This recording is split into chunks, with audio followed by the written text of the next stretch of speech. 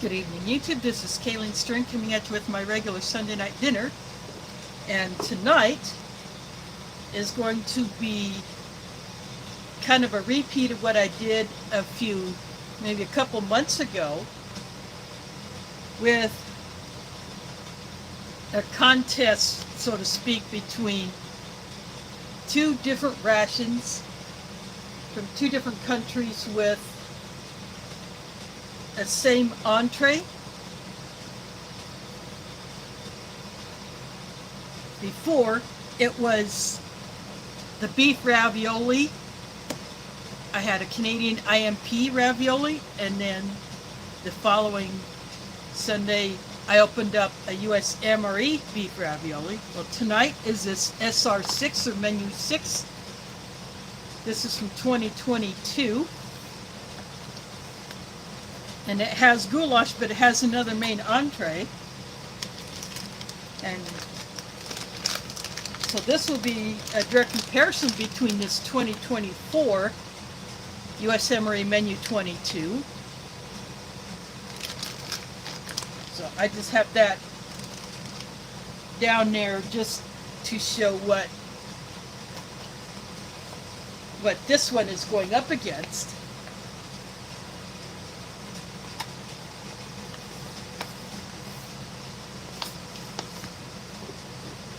So I'm going to cut this bag open because these Polish bags are really thick and they do not have a peelable seal. Well, that didn't work. There we go.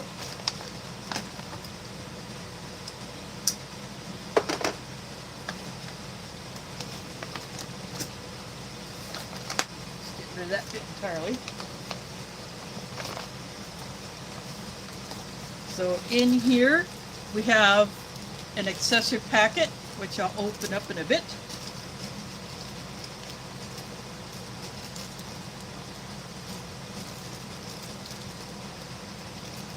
This is a jam that they have put inside of a small plastic bag. This is English goulash. So this is a very small can, only 100 grams.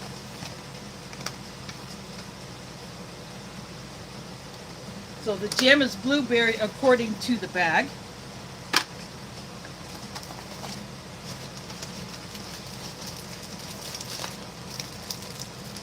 These are the SR1 special biscuits. This is the spoon and napkin. And they supply a plastic straw, which obviously I won't use, but I saved those.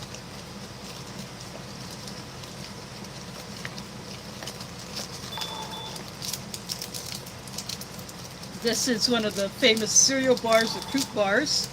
This one got a little banged up because it had something pressed up against it.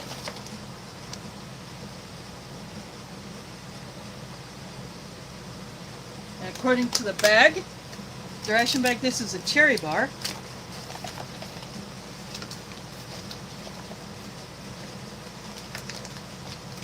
This is the flameless ration heater with sleeve.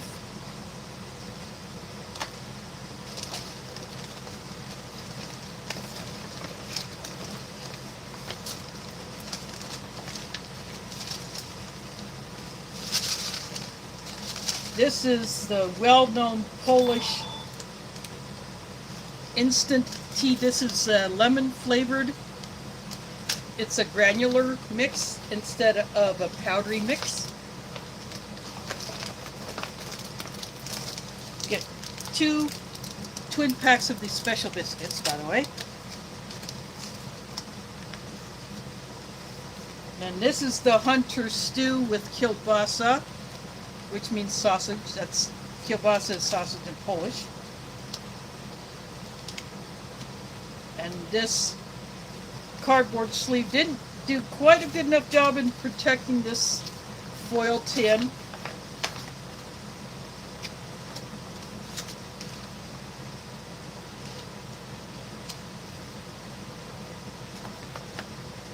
And that is everything that is in the bag. This is a 300-gram entree.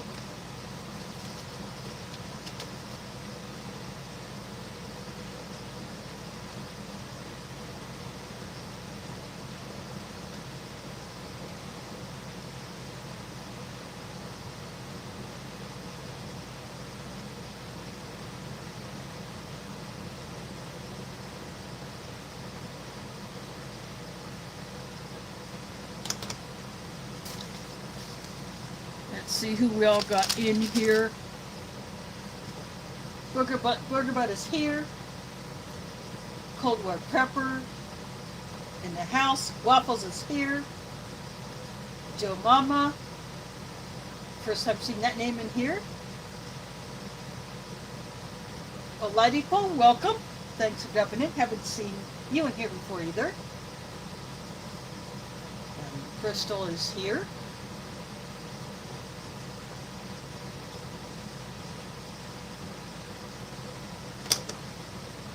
I apologize for mispronouncing any names I'm not familiar with because, you know, I am not C3PO. I'm not fluent in 6 million languages.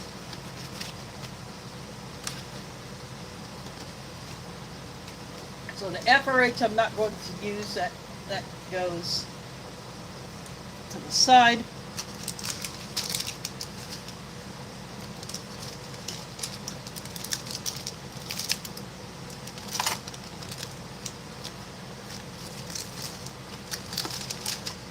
Being that I was not expecting, I guess I should have looked at, when I ordered this ration, and notice it said goulash on there, I was expecting something along this size, not something this small. But we're going to give it a go anyway.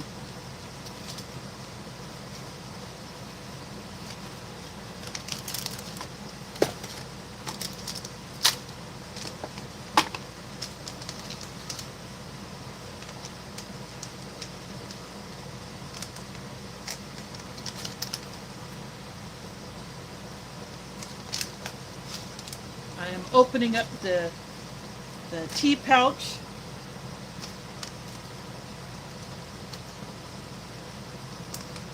You can prepare these hot or cold.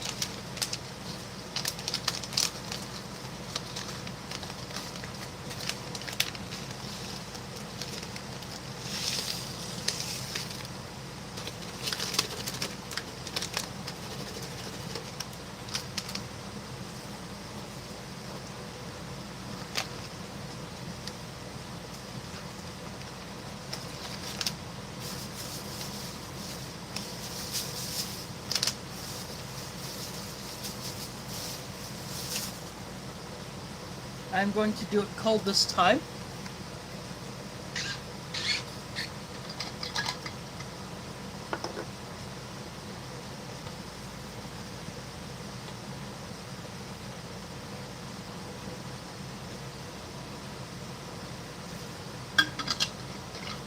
These usually call for 250 mils of water or just a hair over 1 US cup.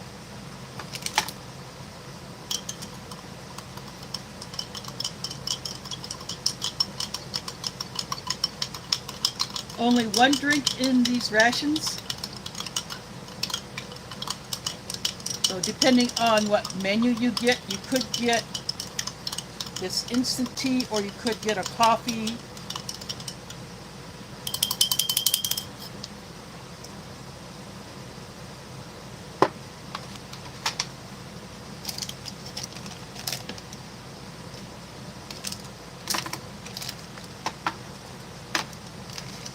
And my delicious mug is begging for something to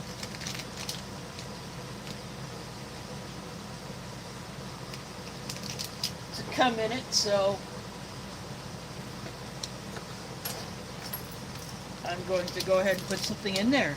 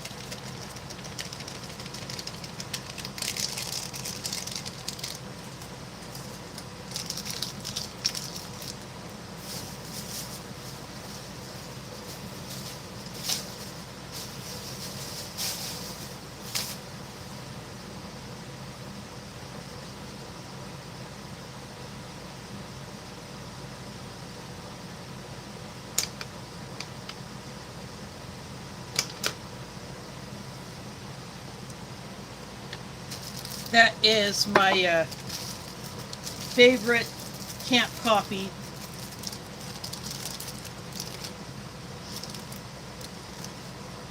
The G7 3-in-1.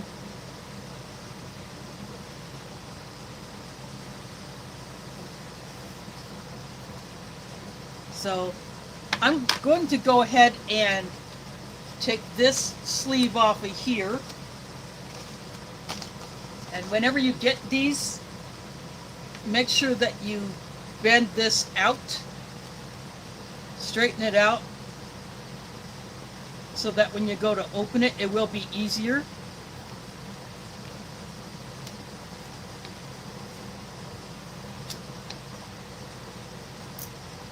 Sometimes it helps to bend the sides up just a little bit like this, but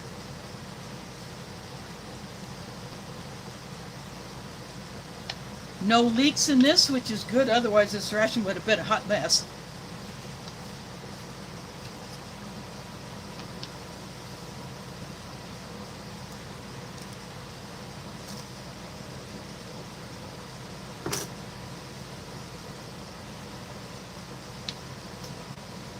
So what I may do with this little can is it will stay on just the stove surface.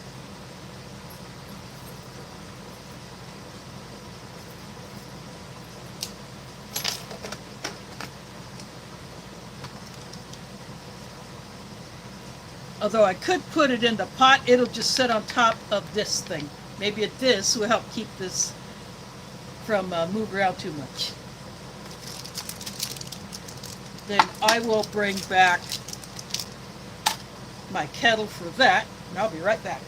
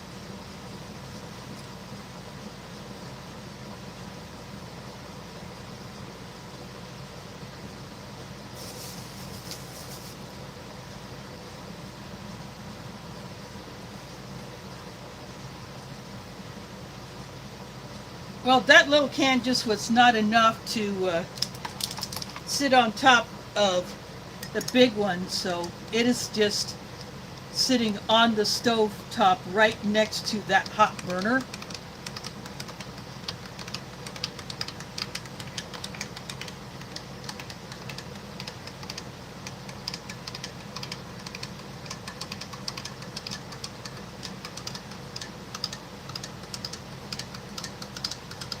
So that should be enough to heat that one up.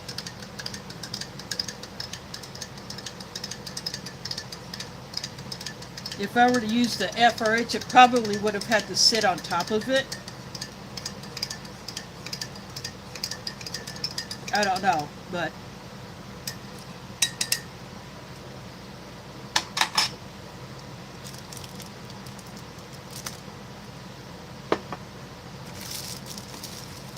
all these things that I'm not using, I'm putting to the side like the straw, the FRH.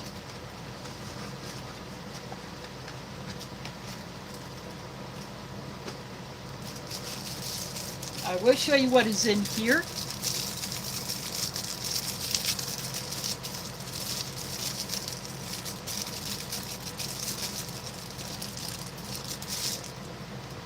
You get a decent length spoon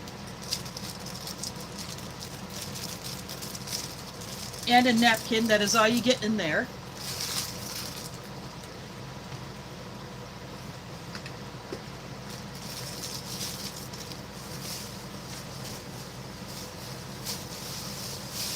In the Polish 24-hour rations, you get a complete cutlery set. A standard spoon, plastic knife, plastic fork, a fork, and a very small spoon for stirring a drink. And here is the blueberry jam.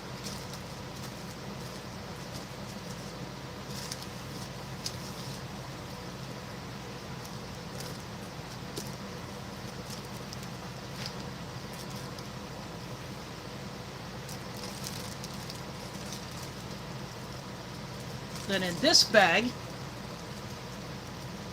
it's nice that you get these accessory items in these reusable Ziploc bags. So you get an additional bag. You get 2 bags of tissue. One is toilet paper, one is more like the napkin feel.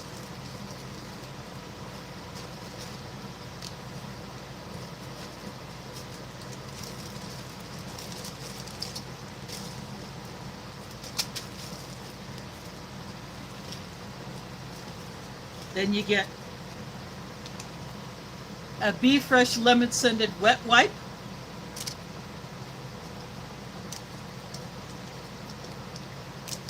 A mint gum called xylitol. There's 2 pieces in there.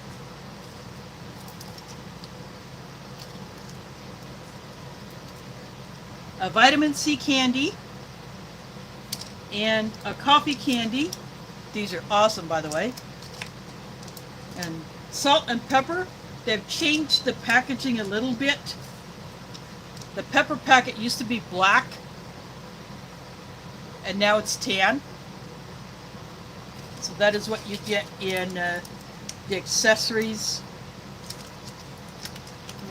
bag.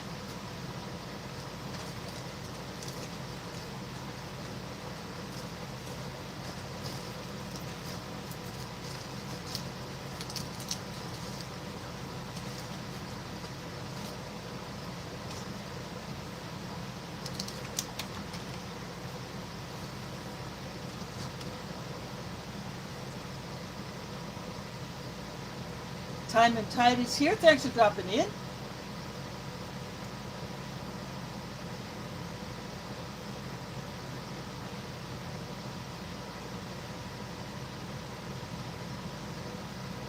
And FC25 is here. Again, this is a 2022 Polish single meal ration, SR6 Menu 6.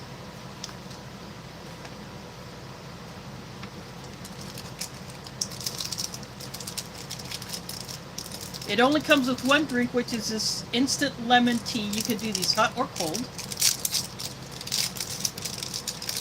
This is a cherry flavored cereal bar, which broke.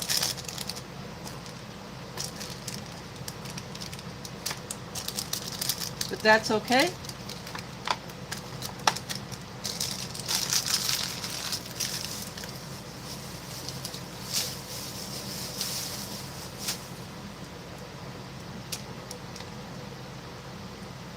This on the outside is rice paper, so it is edible. And it allows you to, because these are a bit sticky, but it allows you to hold it without getting your fingers sticky.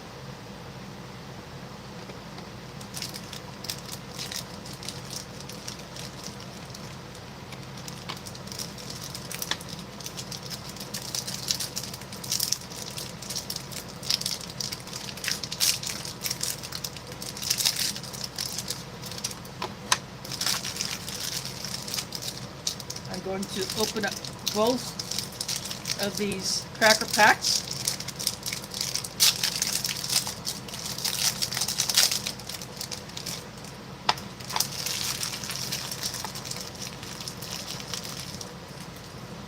These are notorious for being very hard, but when they're fresh, they're actually not that bad to bite into them. What a lot of people like to do is allow them to soak in something.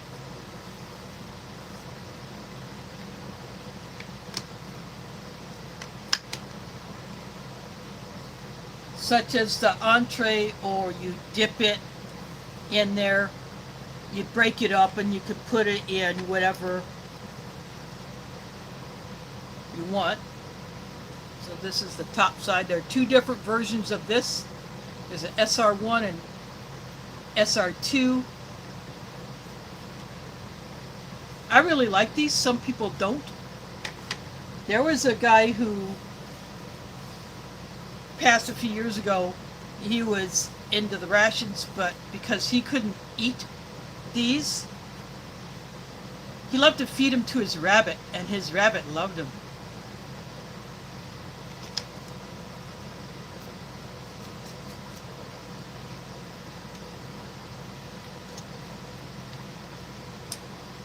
There is the blackberry jam.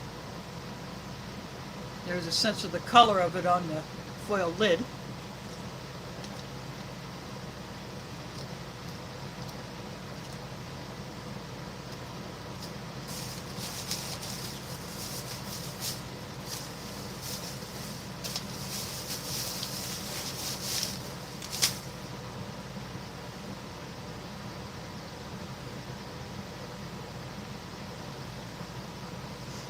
I ordered this ration,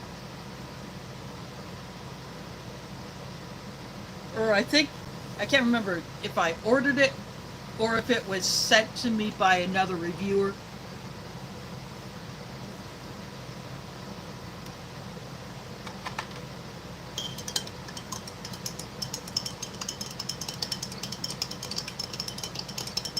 But I have other Polish rations that had a goulash as the main entree in either a retort pouch or in that foil tin that Bigos with kielbasa is in.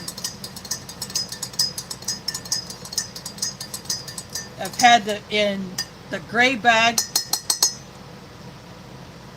that is sometimes referred to as a shooter's ration. It has like a gray camo, and it has a picture of some people with guns marching or walking or something to that effect.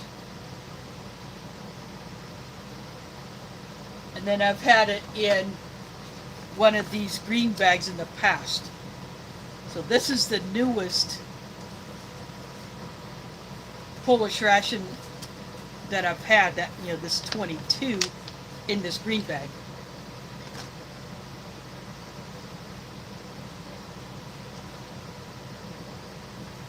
I got a little water spill, but I'll deal with that.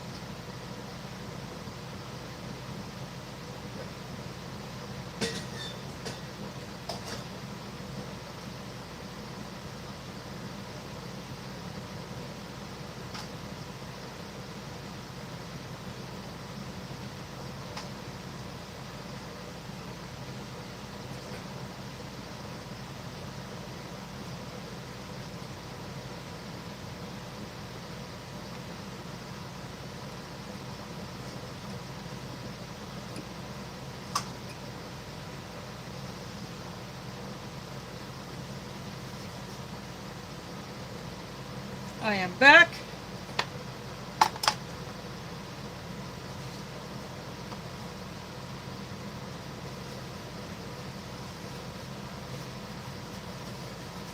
Just warmed it, but it's not excessively hot because it just wouldn't stay. I wanted to sit on top of this in the pot, but because of the boiling action, that was not going to happen. So I just put it on the stove top. So it is warm.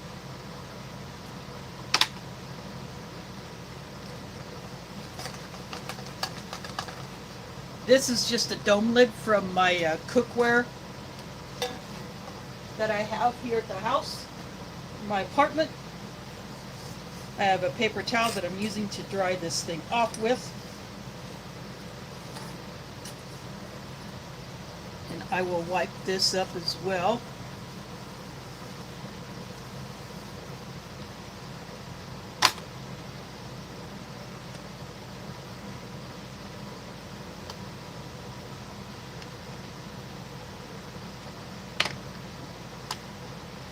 Key to these is to bending these up.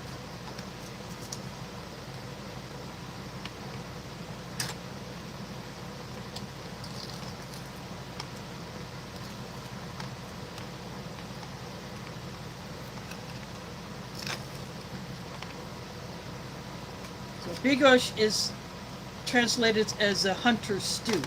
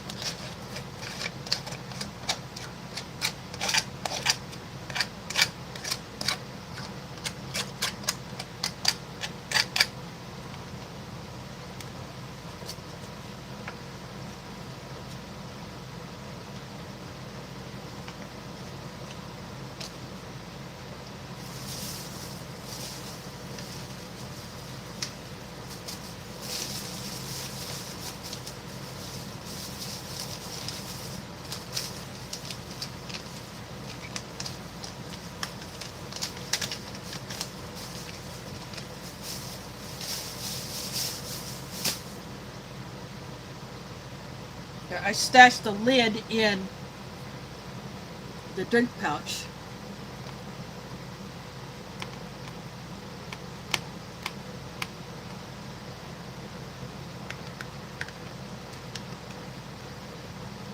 I'm going to go ahead and dump this out of here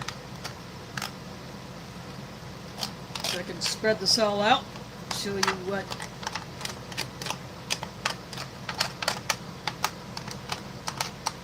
it all looks like.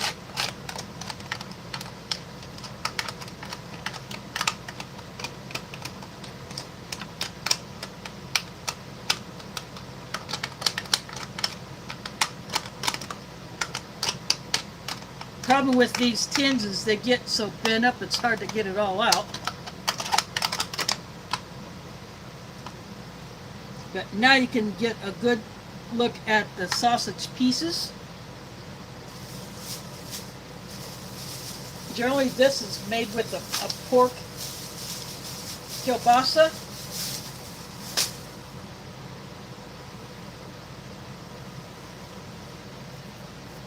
So now I'm going to open this.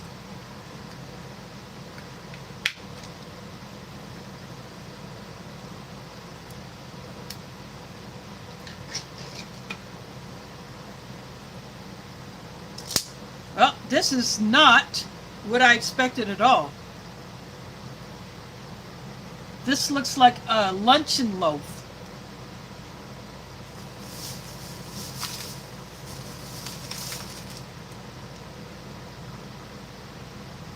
So this is not going to be a fair comparison at all.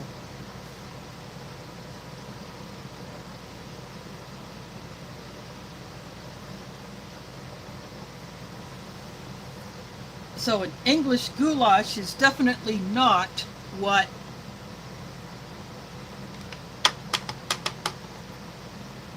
what I expected a goulash to be.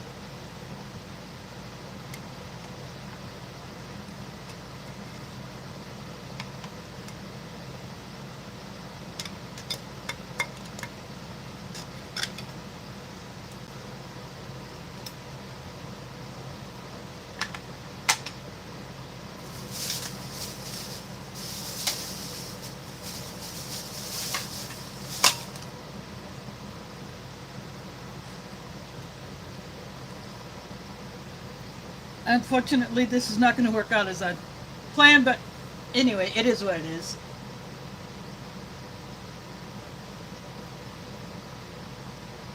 I'm checking the chat to see if anyone else has come in. Doesn't look like I see any new names.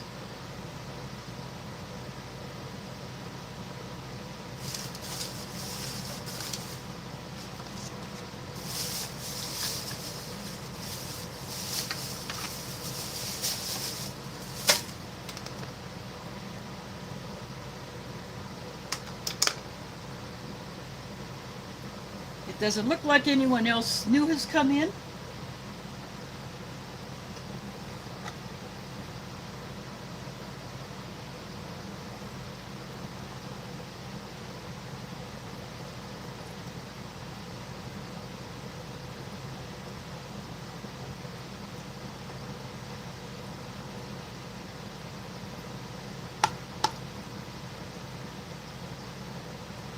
So this smells like it's got cabbage. I definitely smell that scent of cooked cabbage.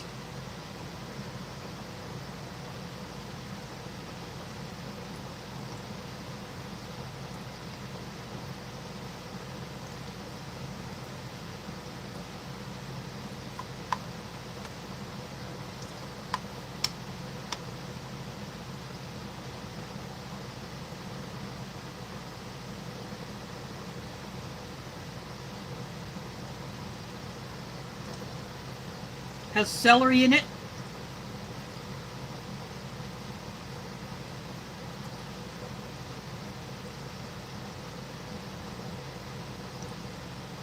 And a good mix of herbs and other seasonings.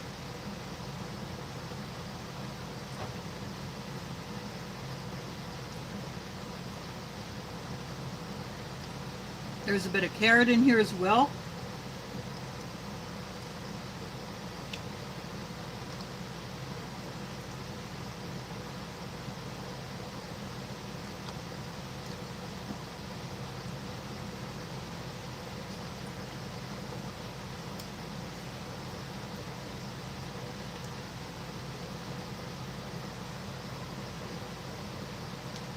There is a close-up look of the sausage piece.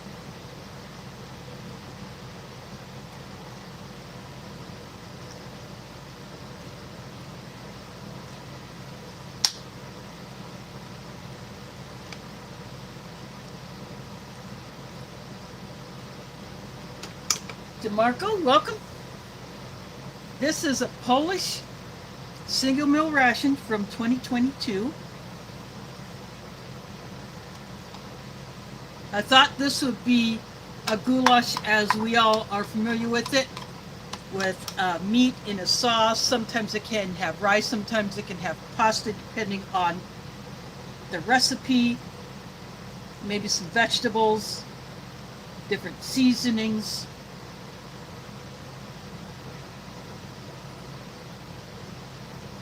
But this was translated as English goulash, but as you can tell, it's basically like a luncheon loaf or spam type.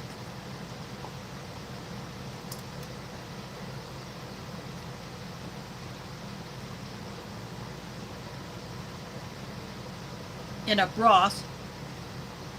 So this is a close-up of that.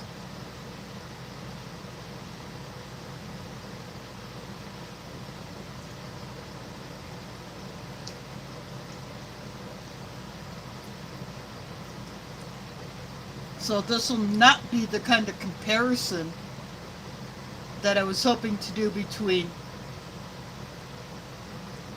goulash from a Polish ration and this American goulash. And I will open up this one next week.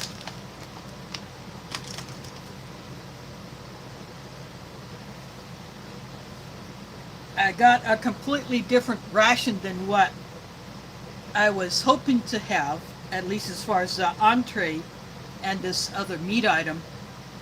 They're not at all what I had hoped that it would be. But I'm going with it. I just broke one of these crackers or biscuits in half. These have caraway seeds in them. That is the dark flecks that you see in there.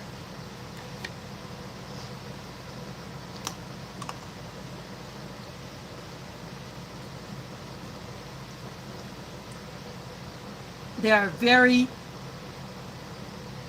dense, very hard, but again, what a lot of people do.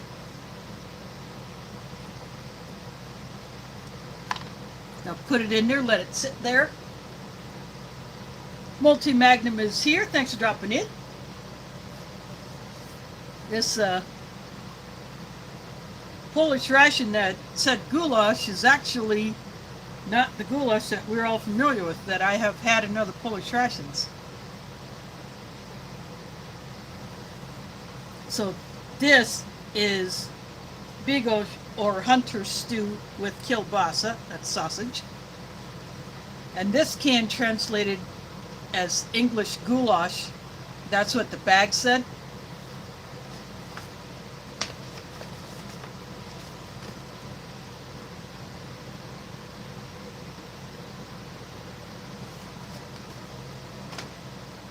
So I expected something that looked a whole lot different than this.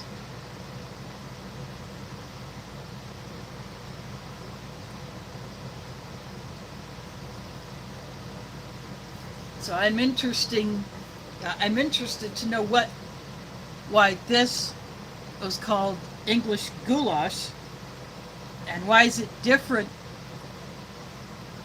in so many ways from the saucy entree with meat and rice or pasta and some veggies in it that we're pretty much familiar with.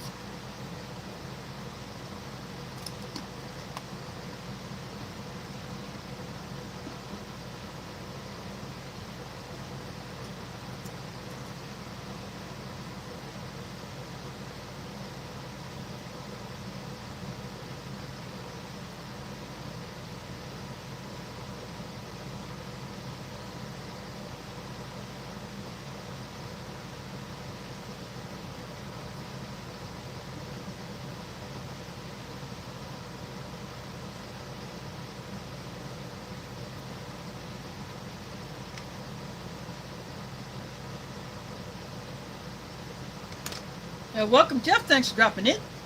I do these every Sunday at 7 p.m. US Central. I'm in Iowa. I do this in my living room.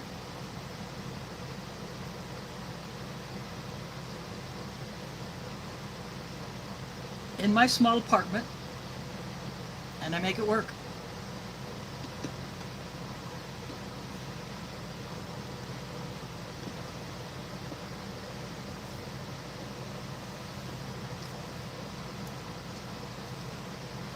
Carlos Perry is here. Thanks for dropping in. I'm going to have a drink of my lemon tea, which I did cold. I really like these Polish instant teas. They're very good.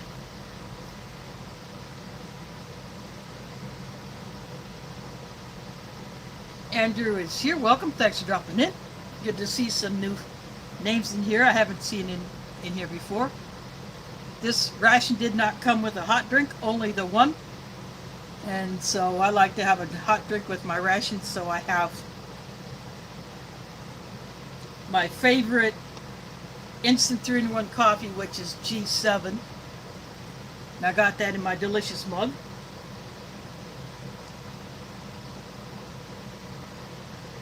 I'm going to go ahead and eat this piece of this cherry bar that broke off.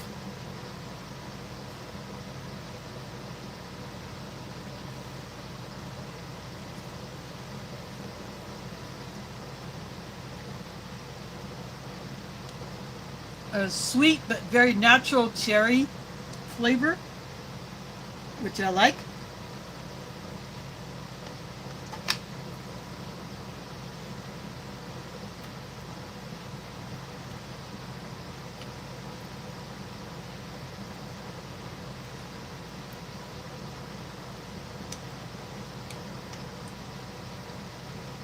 This blackberry jam is very thick. But there is a close-up of what it looks like.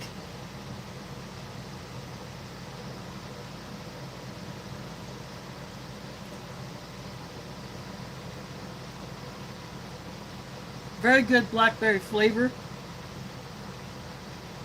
Or no, blueberry, sorry, it's blueberry.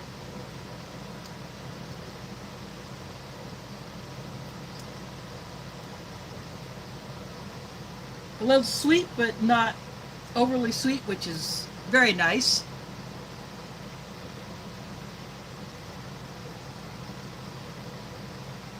It would be a good pairing for these biscuits.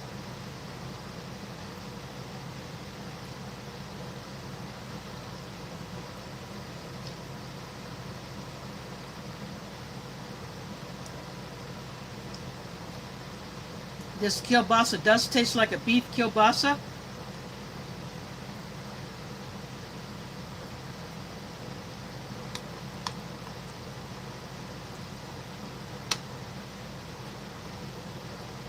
So have a bit of that with the cabbage.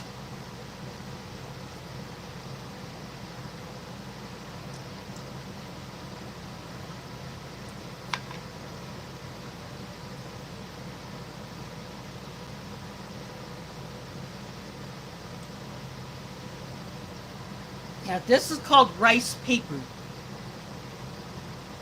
You find this on some of the nougat bars that you get in French and some British rations. So it allows you to hold on to the bar without getting your fingers all sticky, because the edges are fairly sticky in this.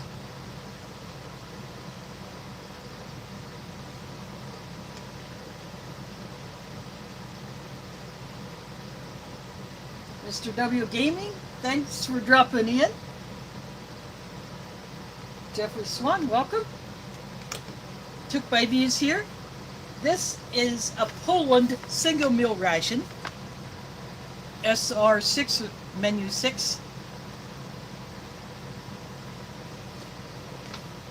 And what was labeled as goulash is actually this.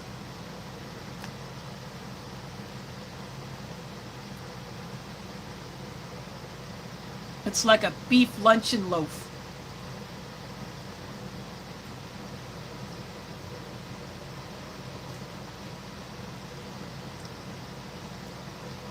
Not at all what I expected, especially considering I was wanting to do a goulash comparison between the Polish version and the US MRE version. But unfortunately, that's not going to work out the way I had intended, but that's okay.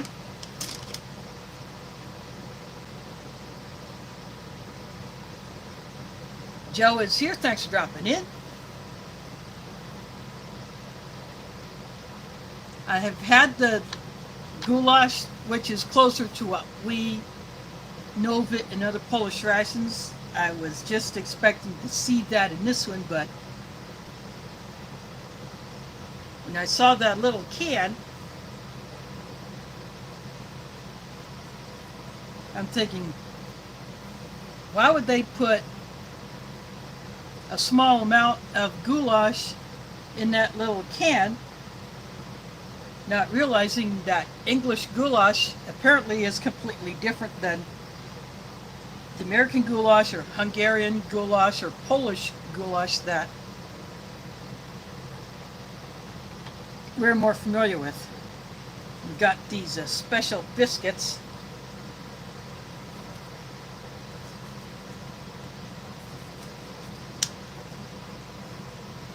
When they're fresh, they can be pretty hard to break. They're pretty tough, but if you put it inside of something wet to let it sit there for a bit,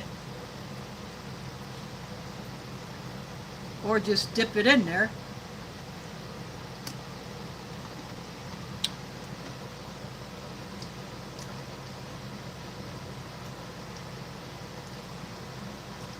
it does make it easier to eat. And I like the pairing of this cracker with this Bigos or hunter stew.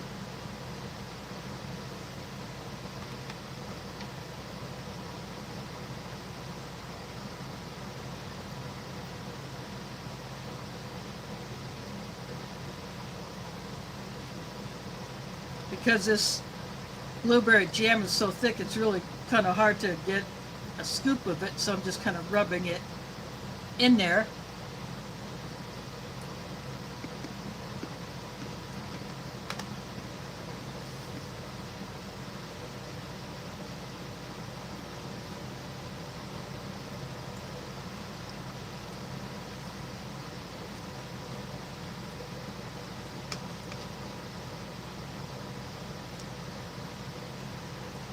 Flynn guy, yes it is. It is a Polish ration.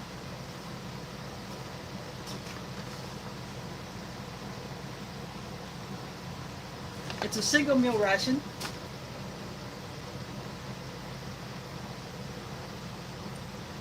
This dish is called Bigos or hunter stew with kielbasa, and that is Polish for sausage. This doesn't really show up like it. I think I need to adjust my phone mount position because I'm not getting a good view of the bottom part of my tray, so I'm going to make a slight adjustment.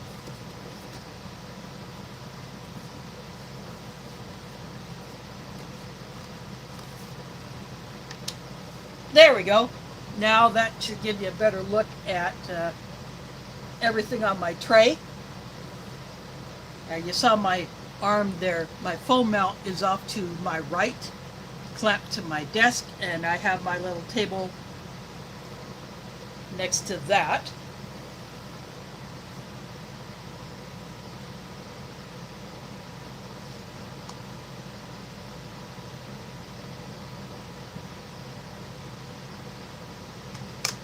I see a homemade in here. Thanks for dropping in. These foreign rations have a tendency to taste more like a home-cooked meal.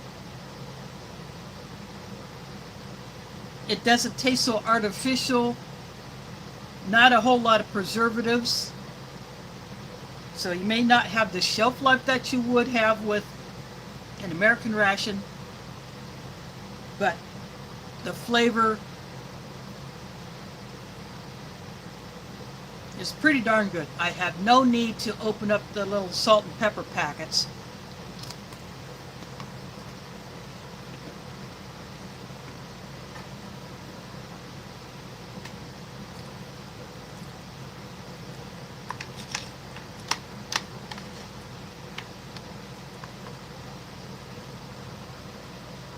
I just buried that cracker piece underneath some of the cabbage.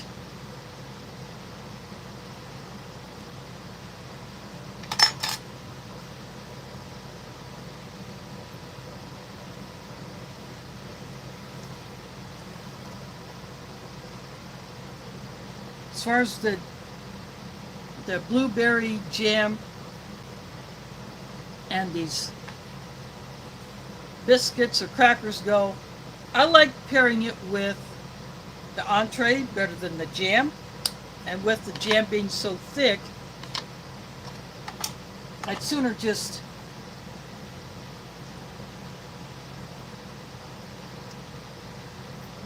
eat it right out of the tin.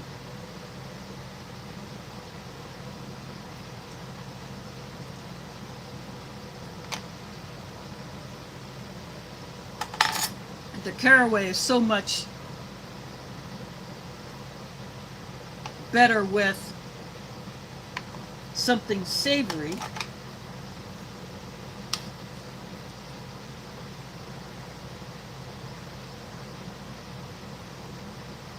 At least to me. Some, yeah, of course, depending on the jam or jelly or other condiment that you put on there.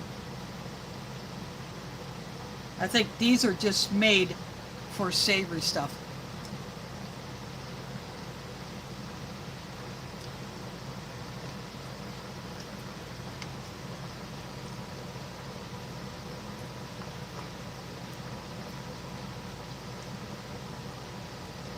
That is an Amazon link,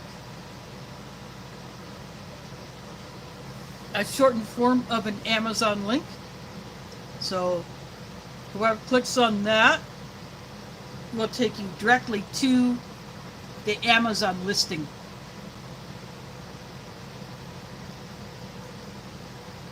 That was referred to. So I hope that helps.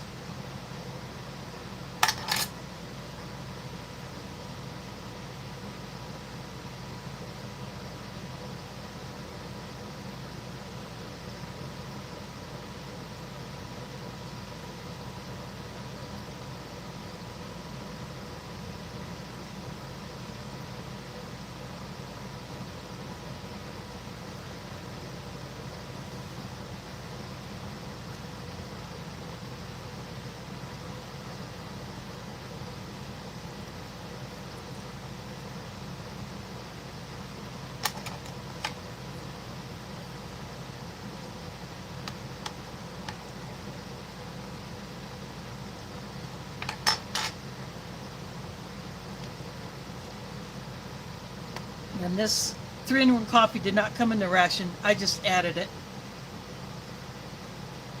because my delicious mug was begging for a drink to go in it.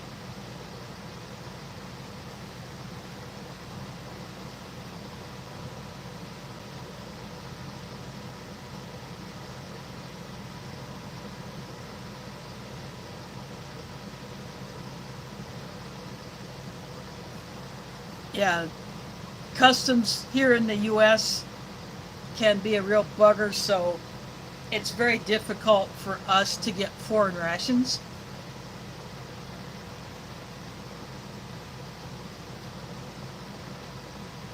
There are some sites that I would like to order foreign rations from besides eBay, but with one I've had as many misses as hits. Yeah, I've had them rated. I even had one item taken out of a ration that was not even a food item.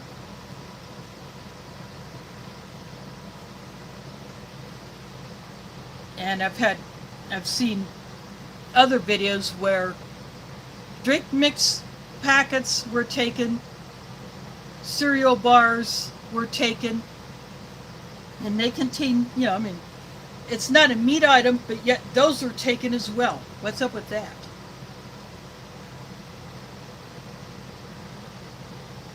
Personally, and a lot of us feel that way, at least in the ration community here on YouTube, a lot of us feel that those thieves are getting free meals off of us. That's all they're doing.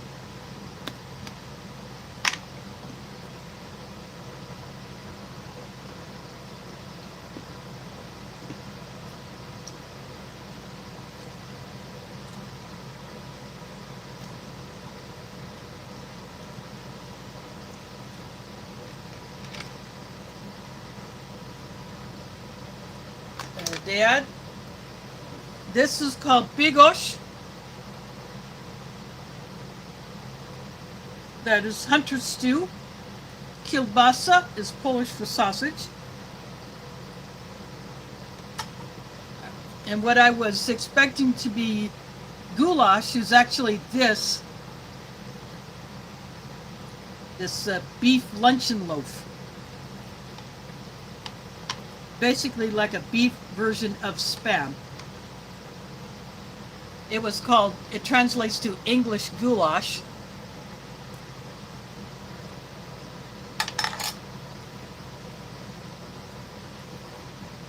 Nothing at all like what I will find next Sunday when I open up this 2024 pack US MRE Menu 22. I wanted to do a direct comparison between Polish ration goulash and the American, but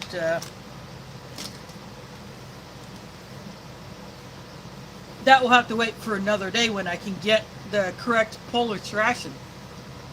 I do have another one of these goulash MREs that I can save for that purpose, so I will try this again. Provided I can get another one of those Polish rations that has the goulash like we know it instead of this English style luncheon loaf.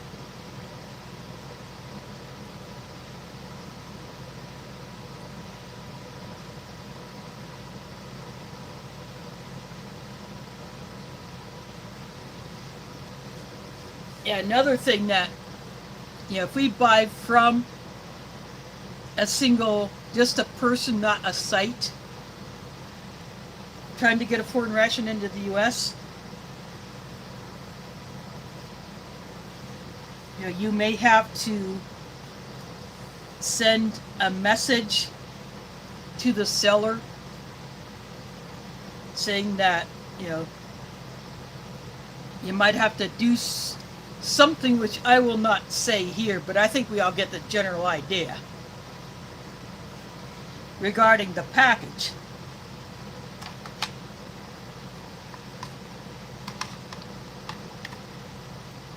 And it also, if you package it very well, like our Polish brother Delicious does, when he sends packages out of Poland, he packs them very well. He knows how to do the box.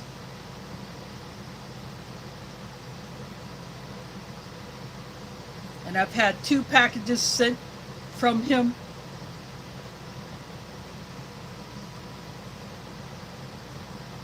And neither of them was messed with.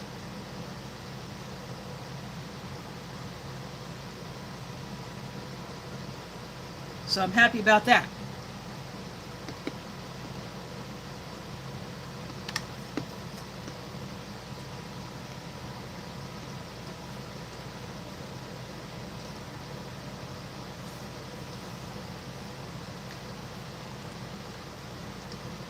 When I got this 2024 Case B at US MREs from Waffles, I thought, dang, did this come from outside the US? I mean, before I looked at the address, dang, someone paid a pretty penny to get this over here. But it was sent by UPS.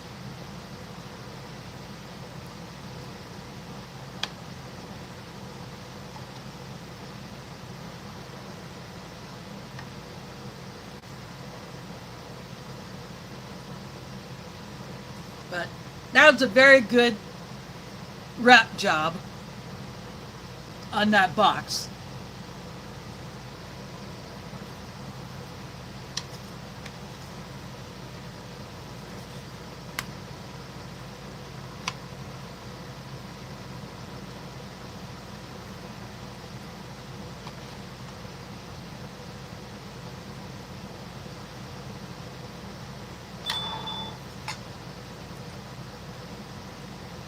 I put a piece of the luncheon loaf on this cracker just for the heck of it.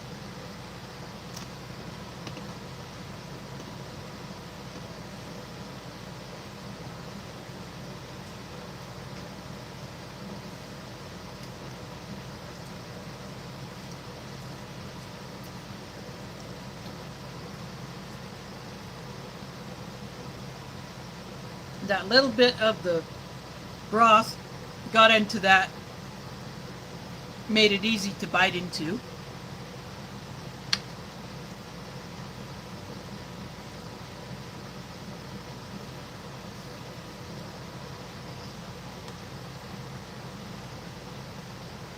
But that's not a bad pairing at all. Although I think the biscuit with the Bigos and the kielbasa is a much better pairing.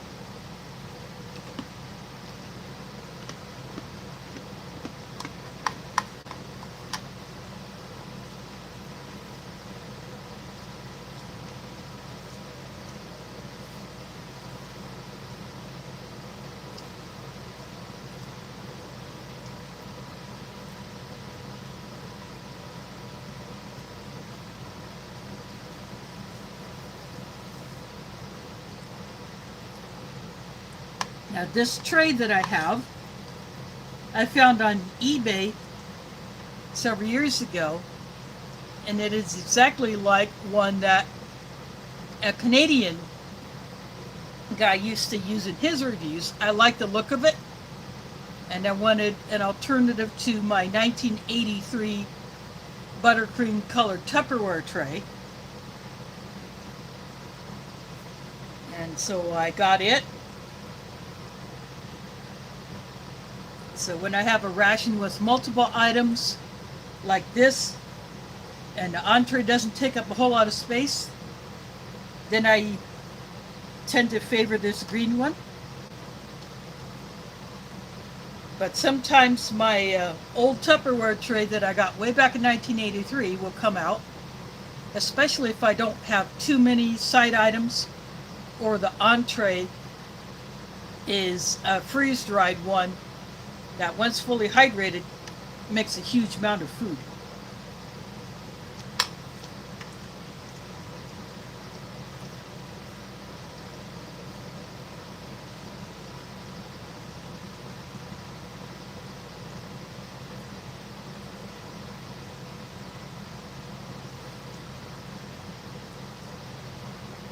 So if you go back and look at last week's stream, you'll see that Tupperware tray that I used. It was for a 1996 Ration cold weather. The second part of that review, that was a 24-hour cold weather ration, which predated the meal cold weather single meal that we know today. I don't have any meal cold weathers here. If I did, I could have showed one to compare the two outer bags. The Ration cold weather came in 2 bags, and you got 2 spoons. So there are 24-hour Polish rations. I have yet to find one of those that does not contain a pork entree, but I hope to get one of those in the near future. Some other Polish single meal rations, you get a paper cup. In the 24-hour ration, you get 3. And you would get maybe 3 straws, whereas the single meal one I opened up has 1 straw. That way you would drink out of the bag if you prepared the drink mix in the bag.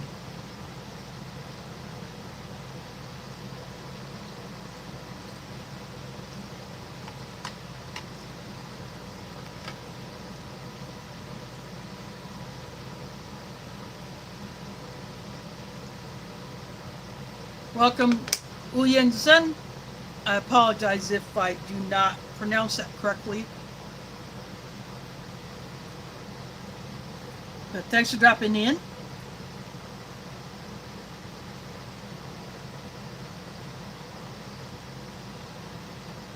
I love doing foreign rations as well as American rations. And I like it when I get viewers from around the world. It is morning there for you in Vietnam.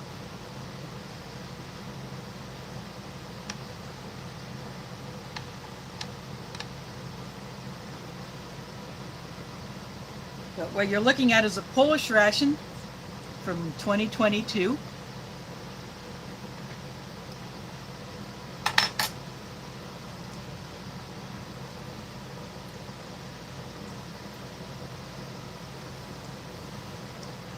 Not the type of comparison I was hoping to do with American ration featuring goulash. I'll open this one up next Sunday. I have had Polish rations that have the goulash that we are more familiar with. That is nowhere near this luncheon loaf stuff. That translates to English goulash. So I have no idea where that came from. But this is kielbasa, which means sausage, and Bigos translates to hunter stew. It's cabbage, some celery, carrots, some onion, garlic, and some herbs.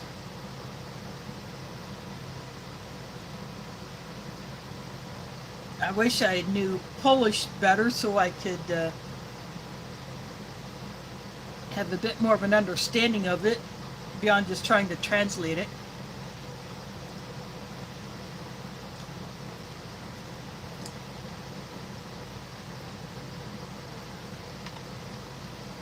I am Polish. My parents, my mom's side, their ancestor came here from Poland in 1849.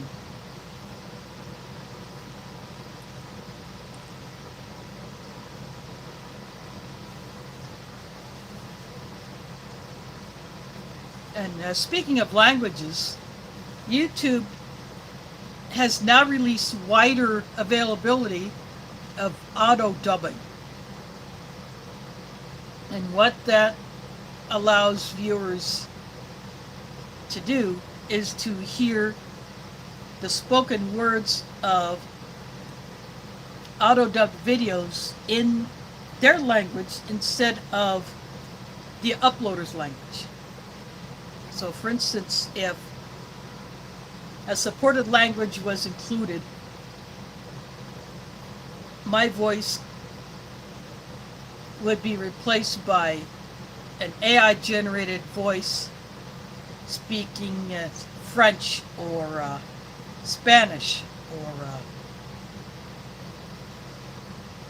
Hindi or, whatever that supported language is.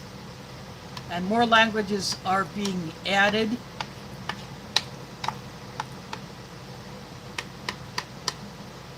And so as the AI learns different speech patterns of the original language, where the person in the video talks, I've watched a couple of auto-dubbed videos that sounded a bit strange, like there was a bit of a miss in translation or in grammar, the sentence structure. But I'm guessing in time that will improve as this auto-dubbing becomes more widely used. But the more recent dubbed video that I watched, it did sound better. It sounded like probably a better translation of the original language.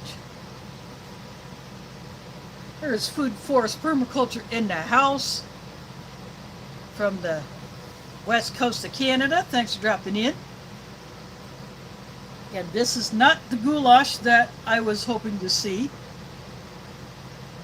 This beef luncheon loaf was labeled English goulash.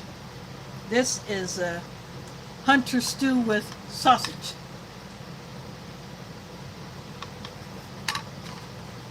Which pairs very well with these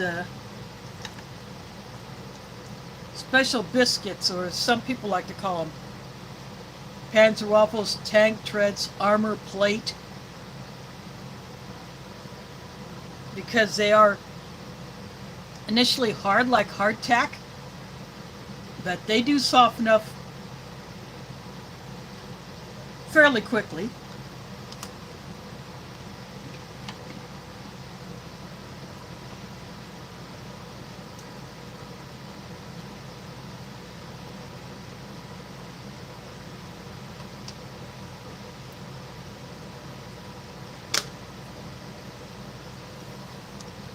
Yeah, no earthlings. Well, just to tease some other YouTubers, I say I'm an illegal alien. I came from a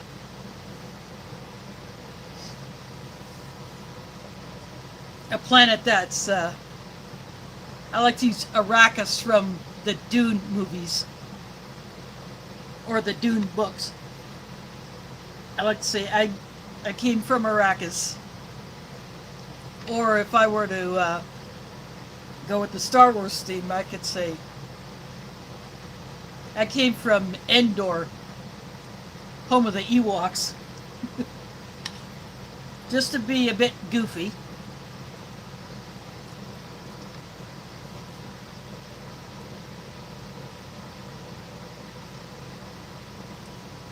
There's our fishy friend Spicy Tuna Rolls. Thanks for dropping in. And this is not the goulash I expected.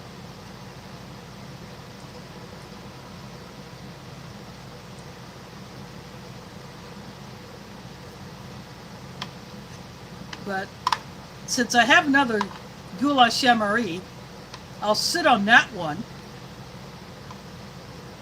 It happens to be a 2024 also. I'll try to get a Polish ration that has the actual goulash and not this English goulash, which is actually the luncheon loaf.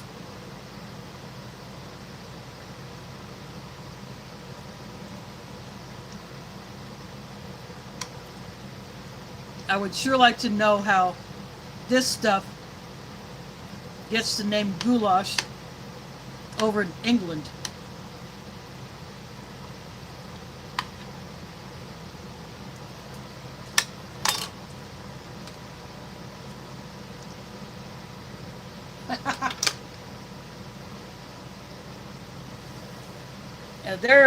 There are some other Floridians I watch.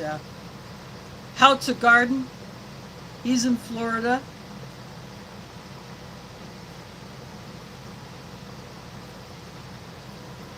And there's some other Florida boy bushcraft. I watch his stuff.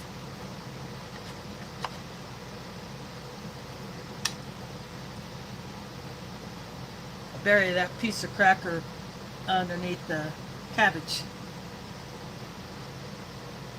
The caraway in these really goes well with this.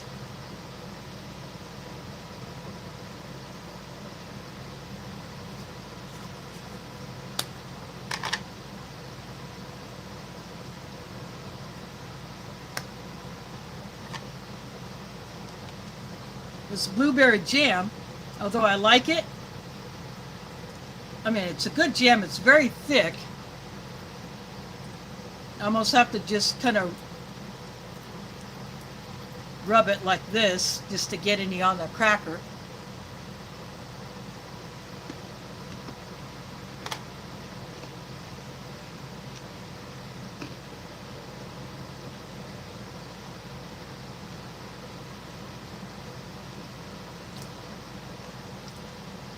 I like the caraway with the savoriness of the entree.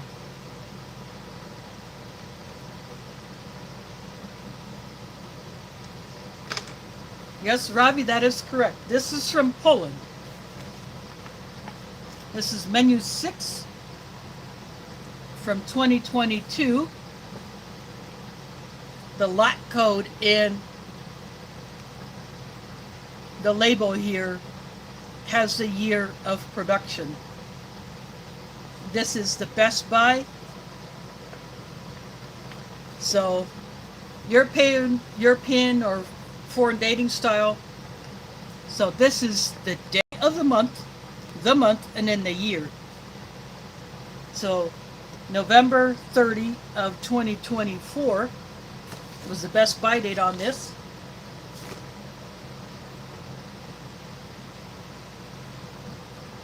But obviously very, very well kept. This is a cherry.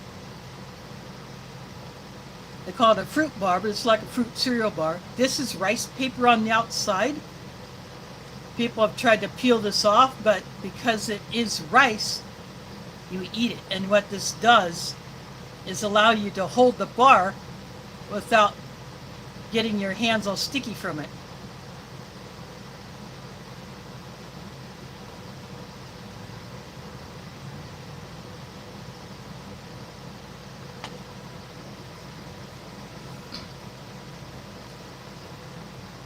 Very good, natural cherry flavor.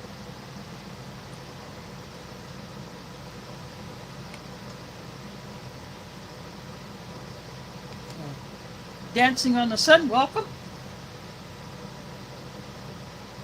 Mono Mode is here. Thanks for dropping in. It's good to see all these new viewers that I had not had in my streams before. Again, I do this every Sunday, 7 p.m. US Central Time. I'm in Iowa. I'm in the city of Des Moines.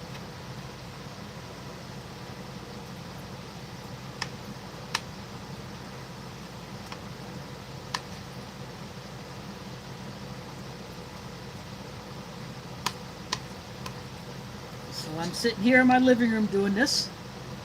I have a piece of cracker underneath some of the cabbage, which is underneath a piece of the sausage.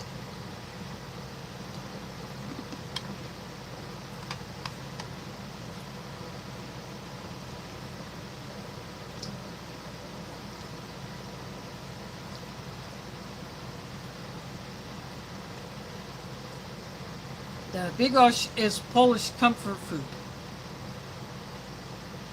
Much like what beef stew is here in the US, or say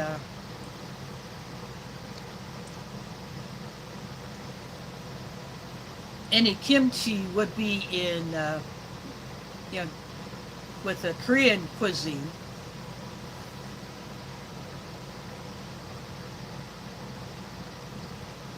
I have also reviewed Russian rations, a vegetarian 24-hour ration. I had four very good entrees. 2 of them you would pair together, but I made 4 meals out of that with additional items from other rations. But one of those was mislabeled. The picture on the sleeve that covered that foil tin did not match at all what the food was. The other 3 matched. So there was an oops there in the factory that put that one together. This is blueberry jam. Very good. Very natural blueberry flavor. A hint of sweetness. These crackers have caraway. On the bottom side you can see the caraway seeds better. They're tough, but I really enjoy the flavor. This is a lemon instant tea. You can do these hot or cold. I chose to do it cold.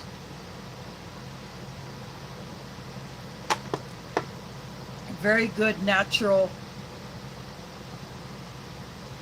lemon tea flavor. This ration did not come with a hot drink option, so I just got some G7 3-in-1 coffee that comes from Vietnam. Several years ago, I got introduced to that at the Iowa YouTuber meetup that took place in, I think, it's 2018 at a place here in Iowa called Lake Miami. And one of the guys who came up from out of state brought a whole mess of it, and he gave me a packet. I put it in my mug, put some boiling water in it. I said, oh yeah, I gotta have more of this stuff. So this 3-in-1 coffee is my favorite 3-in-1. It's my go-to for camp coffee when I'm camping with friends. When I go with my family,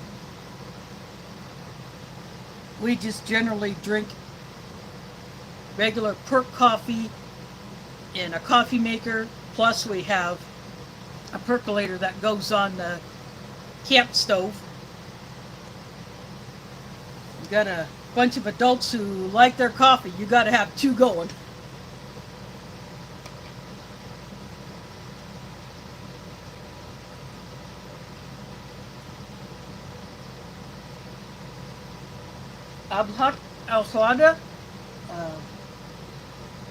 El Oada, sorry about that. I do apologize.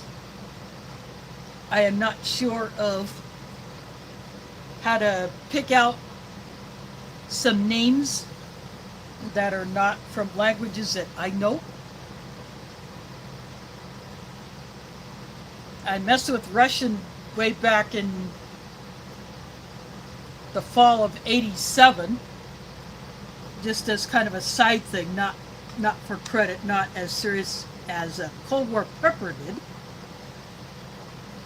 He used it on the job. And he still communicates in Russian with some people.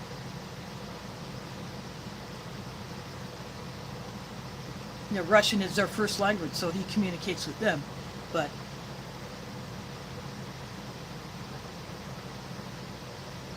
I can pretty much pronounce the letters, I just don't know what it means, but Spanish is my second language. That is the language that I studied in high school and college back in the 80s. And in 1986, I got to spend a month in Guadalajara.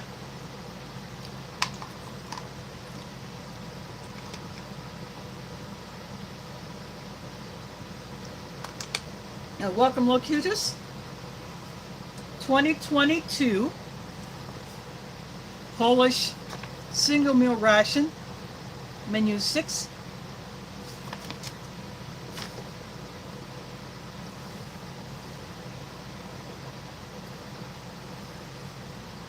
It said goulash, but it said English goulash, so I'm thinking that might be a slightly different recipe from what I will find next week when I open this US MRE beef goulash.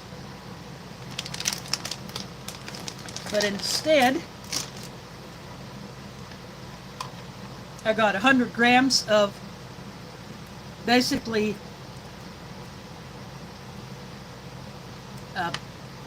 beef luncheon loaf spam type thing. How it gets the name goulash over in England, I'm not sure.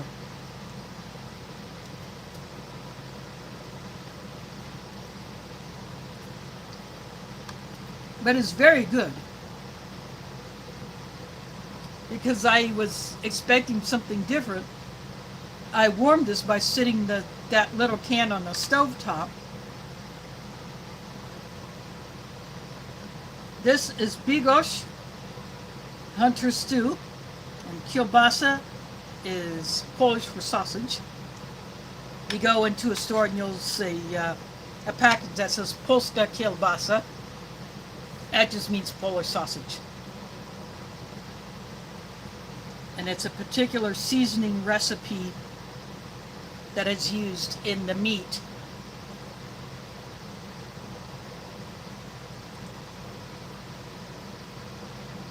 Before it is formed into the casings and then smoked.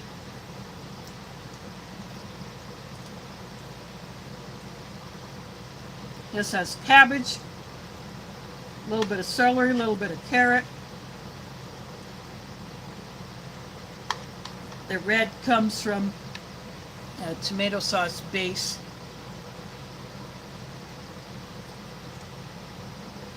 Has some onion and garlic and some herbs. Very natural tasting.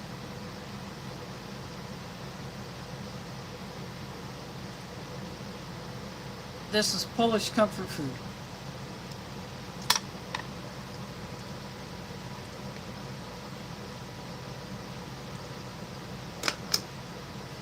Now this is 2022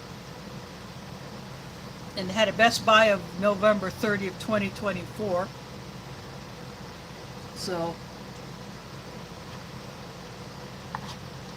to me it's not a science experiment. This is just my dinner for today. This is blueberry jam in here. Very thick. Not easy to spread. But just basically you run the... I just kind of move it around in the jam like this to get it on the cracker. These have caraway seeds in them.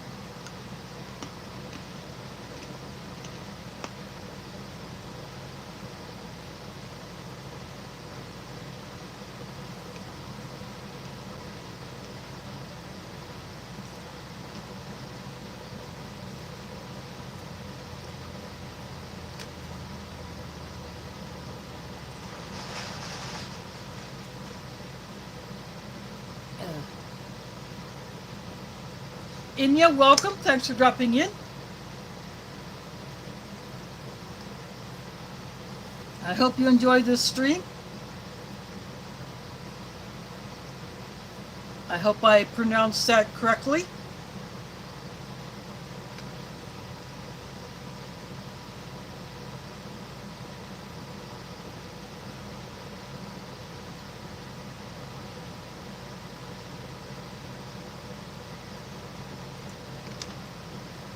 Yeah, Natick is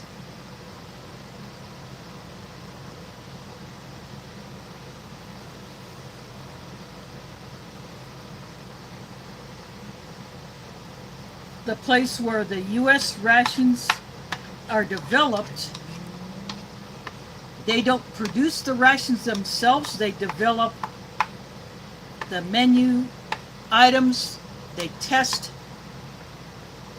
and then contractors such as Warnick, Ameriqual, and Sapaco are then given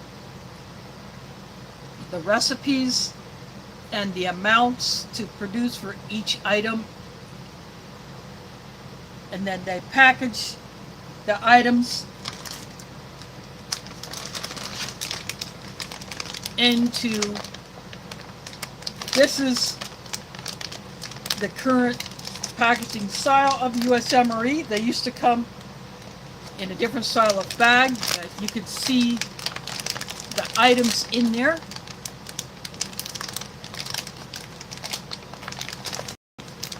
This type of pouch here is referred to as a retort pouch.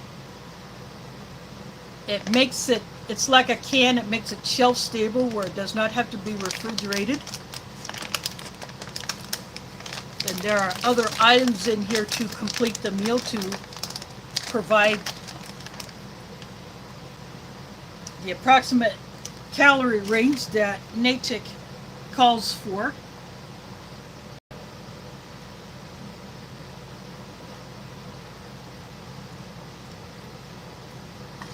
But US rations are very known for a lot of preservatives and other ingredients that foreign rations generally do not use or do not use a whole lot of.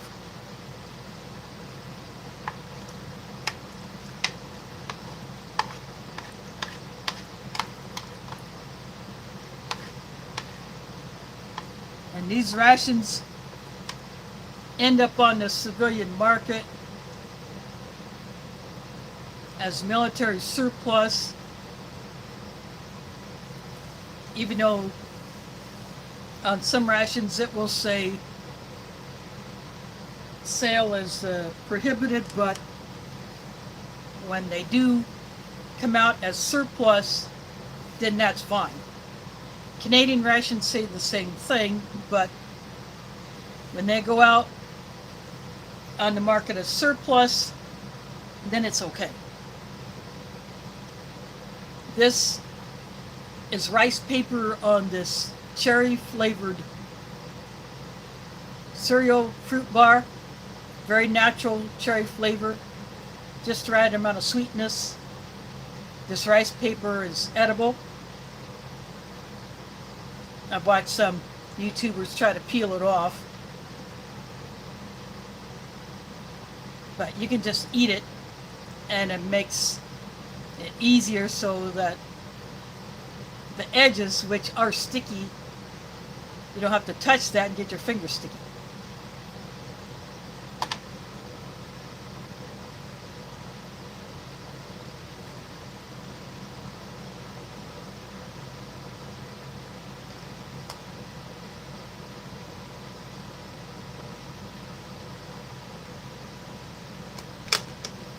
Well, the Carcassonne, there was a chicken a la king in American rations.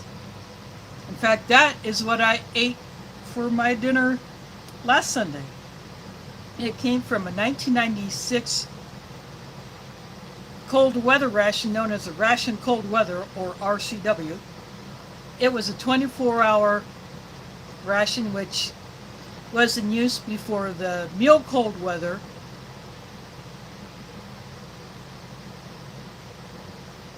came into existence. That's a single meal ration, and a soldier would get 2 or 3 of those bags.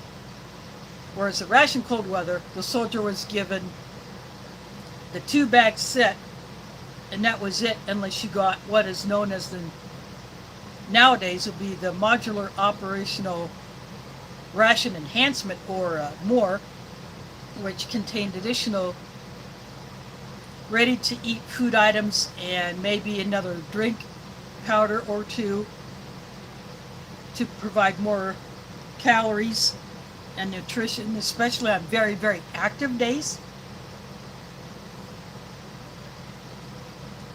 And I do have a couple of those more packs that will make their appearance later on in the year.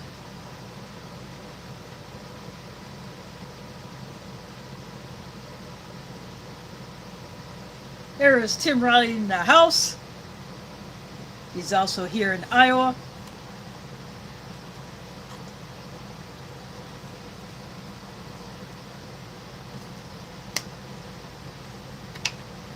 This Polish ration, although it was not what I expected, as when it comes to the name goes,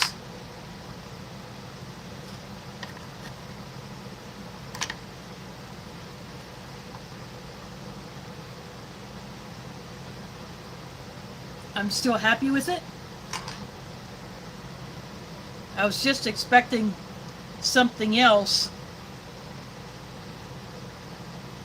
instead of what I got, but I'll try this comparison another day when I get the correct Polish ration.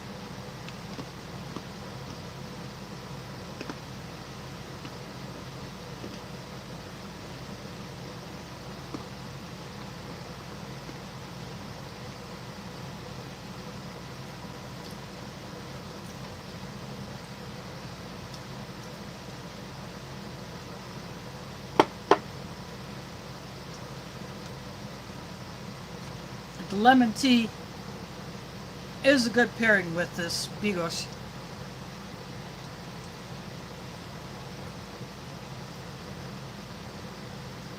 the can this came out of translates to English goulash. That is nowhere near like the goulash you're all familiar with.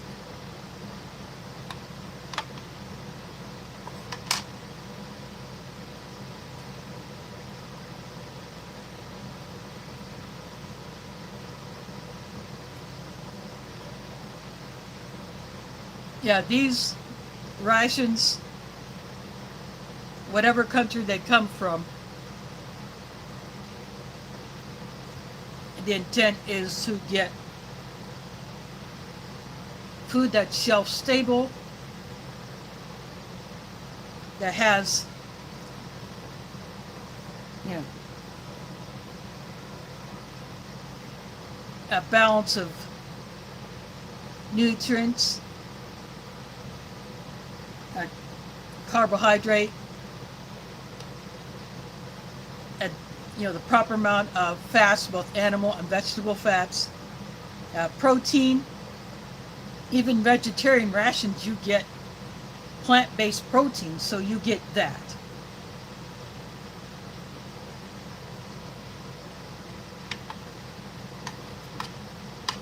But you need all of those in addition to the vitamins and minerals.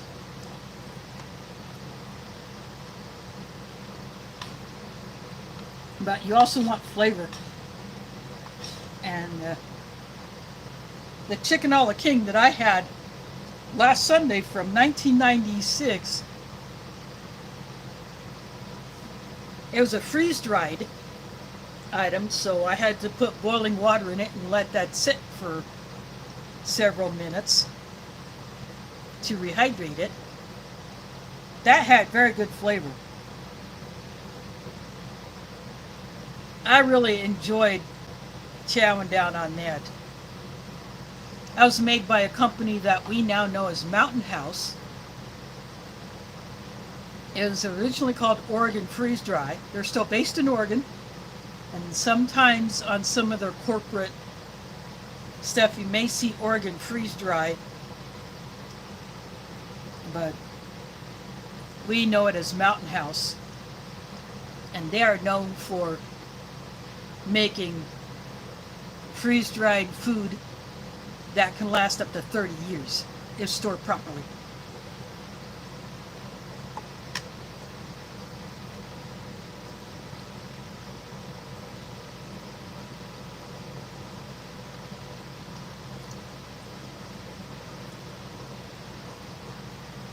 But this Bigos or hunter stew, it has a more natural flavor than what you would find in a lot of American rations. Although I've never seen anything like this in an American ration. But the European rations that I've reviewed, I've had French ones, Spanish ones, British ones, other Polish ones, Russian. I had a Latvian one not too long ago. I have also gotten a hold of some kosher certified rations.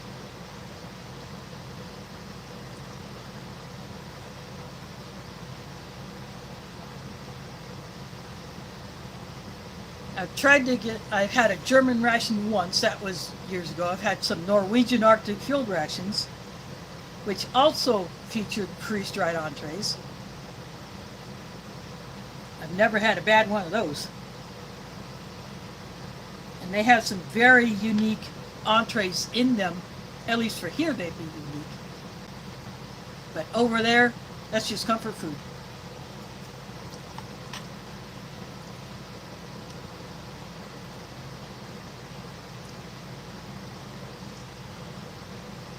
I've tried to buy a Danish ration once on eBay, but I had the same issue that I had when I tried to buy another German ration. the seller's payment processing system would not accept US dollar payments, even if it was done through PayPal. So they were declined, but on their end, simply because they do not accept US dollars. And so I had to tell the sellers that their system was not accepting my US dollar payment, so they had to cancel the orders. And I was bummed. And I've had an Estonian one called Tactical Food Pack. I actually had a couple of those. I've also done civilian rations, disaster relief ones, as well as those put together by other companies. People tend to use those either for emergency food supply, or they use them as camping food.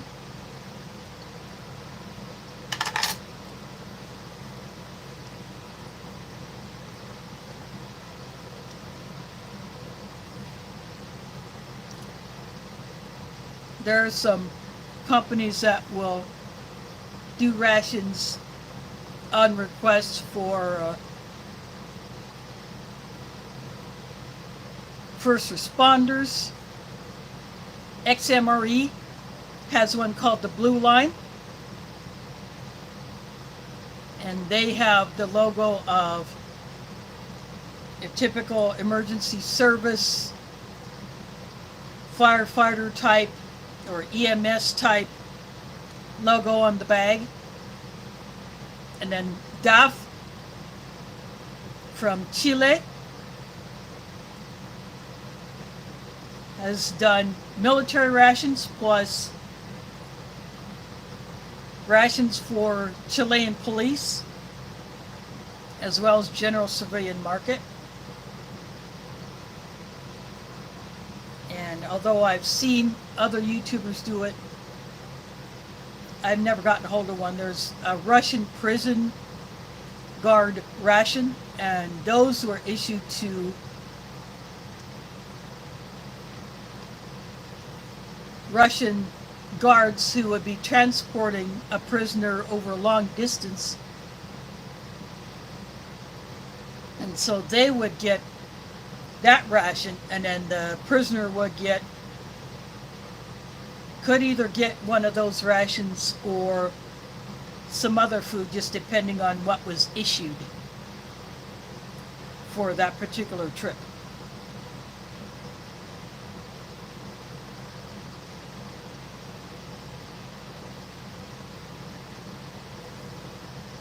So I have a 24-hour ration from MRE Store that will come up later on this year. I'll review that.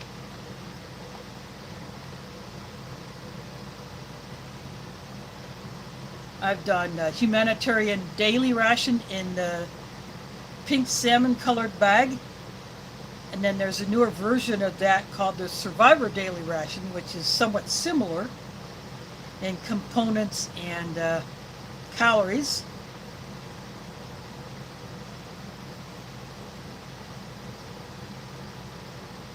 Those are handed out to people in refugee camps or disaster relief sites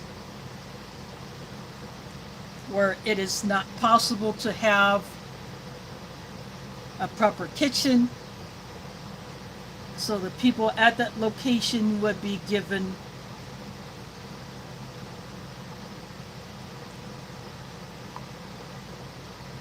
a 24-hour ration. You just eat it right out of the pouch, no heating. They may get a bottle of water because there are no drink options in those. But they're calorie dense. But I've gotten a hold of some of those. as well as other civilian rations, and the custom rations that someone has put together. And I put together a couple of custom rations for other reviewers and sent them. There's Viper in the house. Thanks for dropping in. You're not looking at the goulash that I was hoping you would see. This stuff, the ration bag says English goulash. So does the can that this came out of, but what I got, basically a beef spam type thing.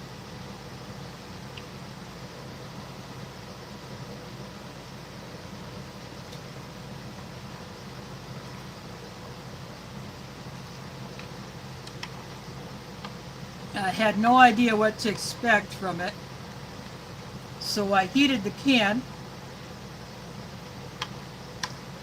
by putting it on the stovetop next to the burner that my pot was on, that I used to heat up the Bigos with kielbasa.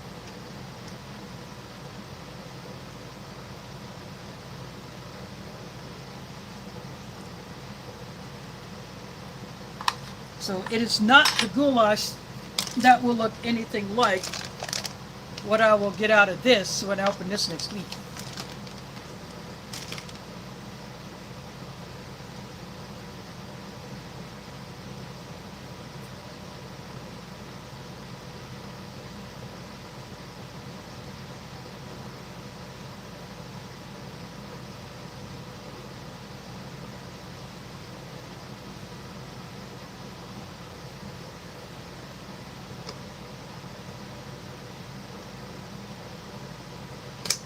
Well, sometimes I modify people just because I don't want them to be accidentally booted out. You know, it's someone I trust.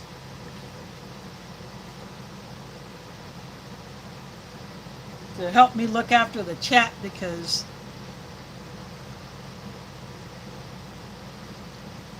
it's kind of hard to follow it, especially if you get a huge number of people, which I have yet to have 100+ people in a chat, but still, if I have issues with my chat freezing up, but others are not, you know, it's just good to have several mods. That way, if some mods can't be online, others are there.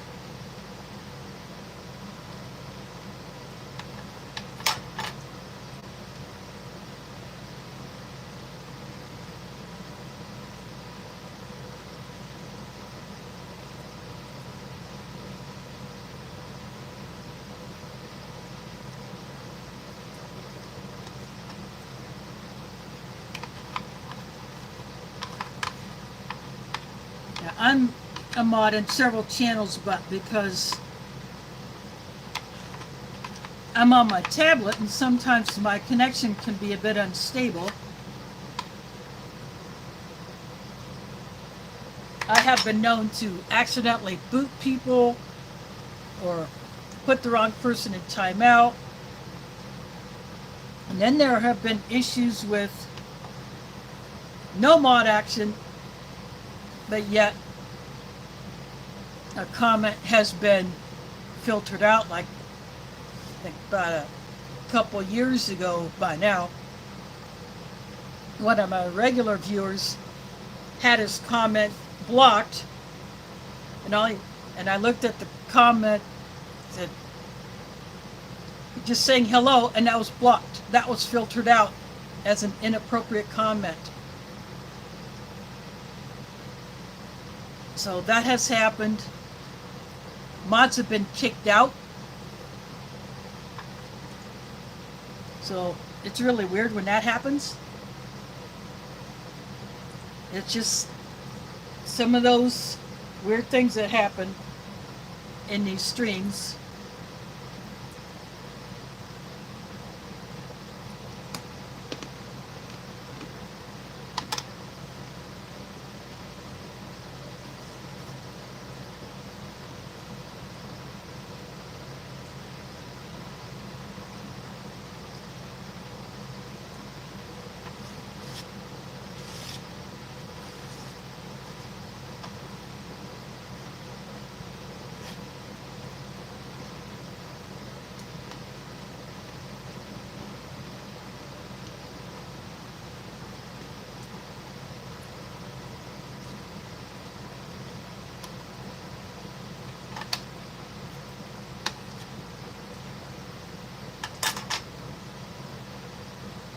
so much for that hunter stew with sausage. Another drink of that lemon tea.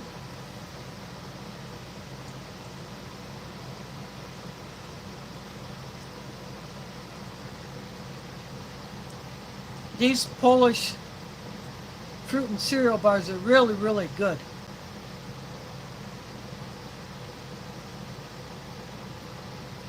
Natural flavor, just the right amount of sweetness. Rice paper makes it easy to hold.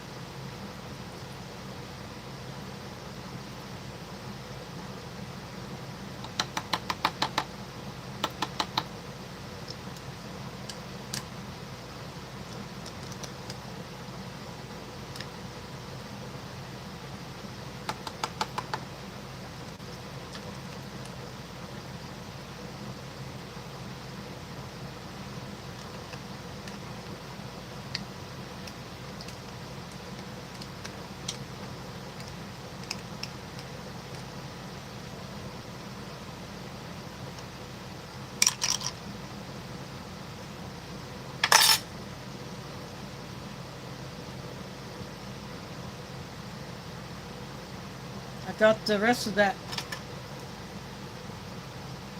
jam out here onto this cracker, and it's not very easy to spread. It's super thick.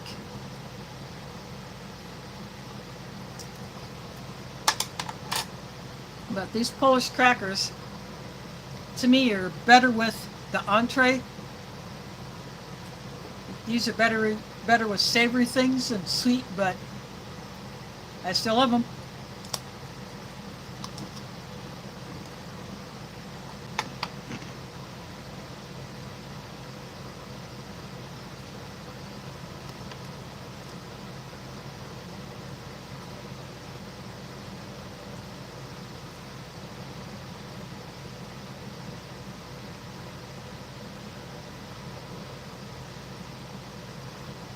Let's see, let me get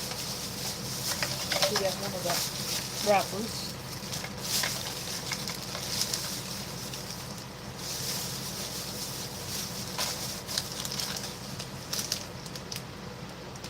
Yeah, SU1.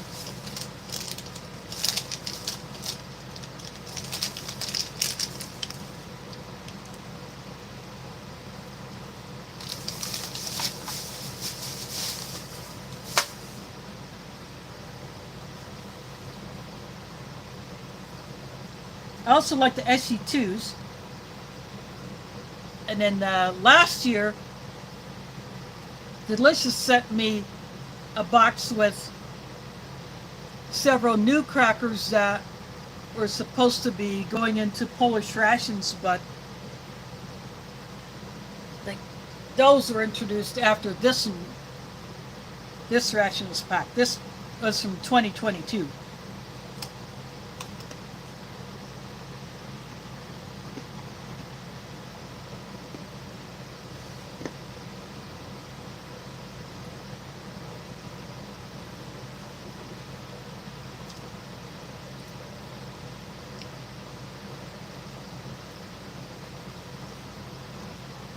So there's an SU3 and an SU4. So he sent me those along with SU1 and SU2s, plus another one that was not labeled SU. It just had a different name. Slightly, it's just more of a general cracker taste, but similar density to these. Just not the caraway flavor that these are known for.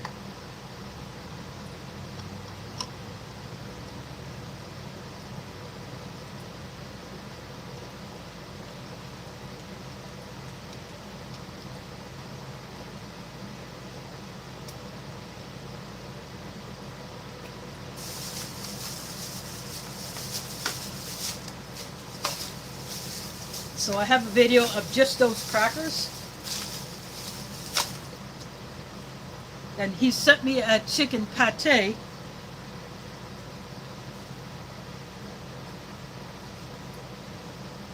to go with those crackers.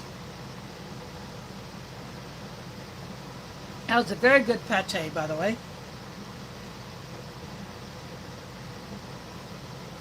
But I would love to get a 2024 Polish ration to see if any of those SU3s and SU4s made it into regular rotation.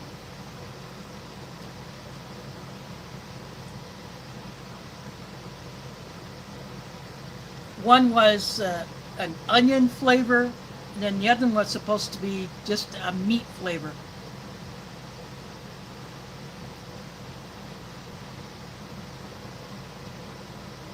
But I really liked all of them.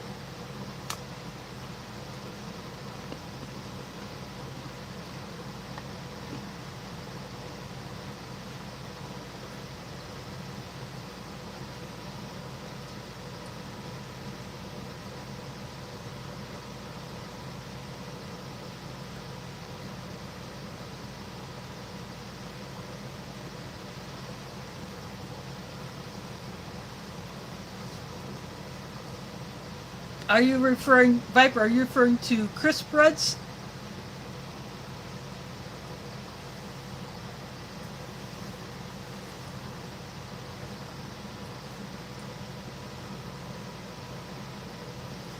Mother's Garden Club is here. Thanks for dropping in. Well, I don't have much of the food left. The goulash was not at all what I expected. There's a 300-gram can of, or no, 100-gram can of beef luncheon loaf. Basically a beef spam type thing in a little round can. It was the Polish, and it translates to English goulash. Not at all what I was hoping to find. That would be similar to what I'll find in this when I open this next week.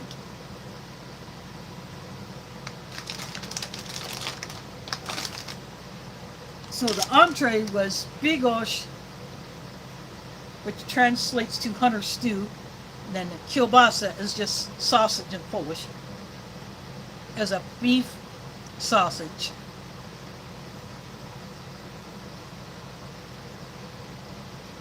Most Polska kielbasa you'll find in stores is made with pork, and I wouldn't eat that since I don't eat pork.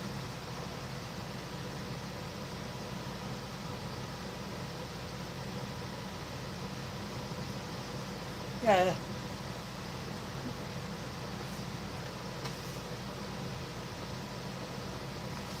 Here is an Artpol logo here.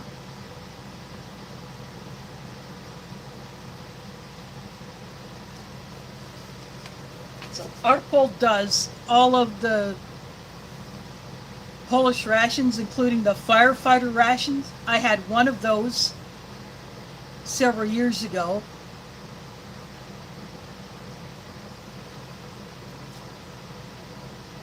And it happened to be the blue bag. There was a set of 3 at that time. There was a red bag, a yellow bag, and a blue bag.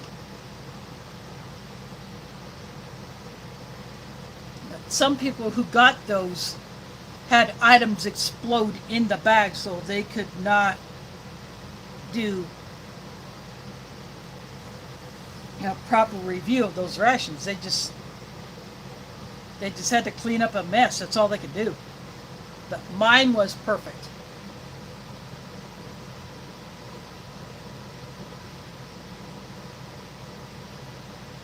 Let's see, yes.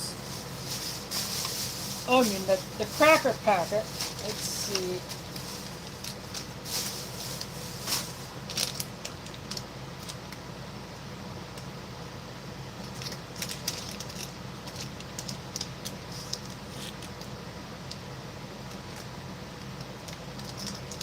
This says Piast. So I think this is the brand here. It ripped, but Piast.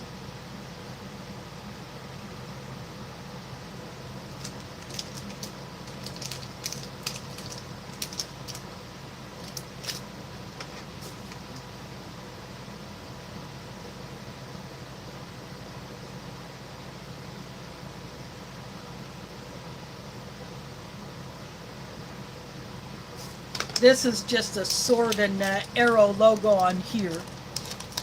But Piast is probably the company that makes these crackers. And so article contracts them to do that.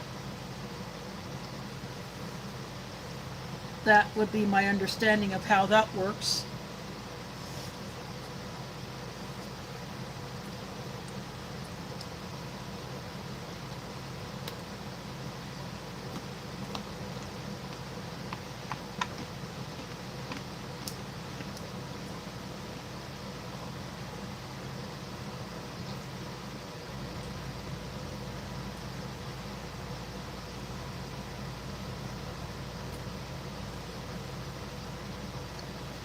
That's just like here in the US with Sterling Foods or Bridgeford or Thermopack.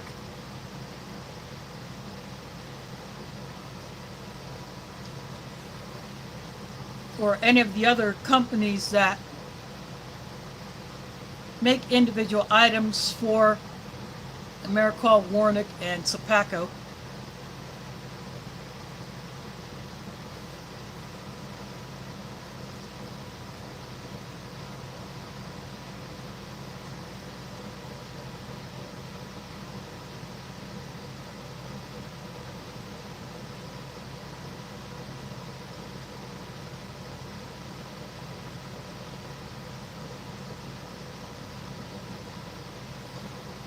Yep, the Vasa brand. I'm very familiar with those. Some may pronounce it Wasa, but I'm guessing the correct pronunciation would be Vasa.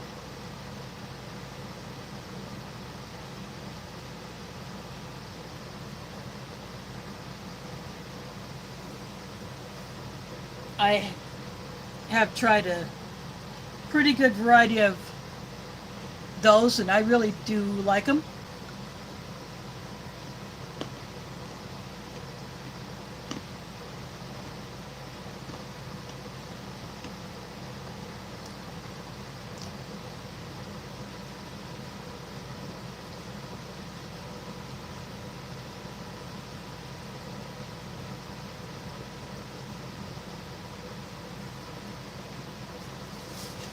Let's see, this bag does have English on it.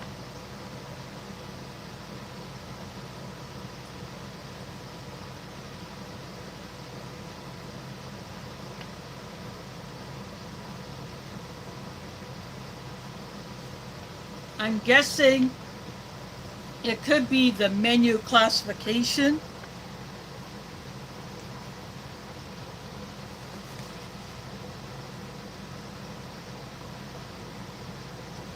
But zestawy is ration in Polish.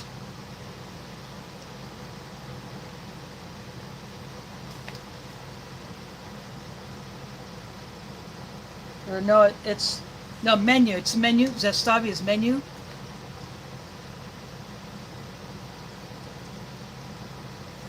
So racja is here. That's Polish. Individual ration pack.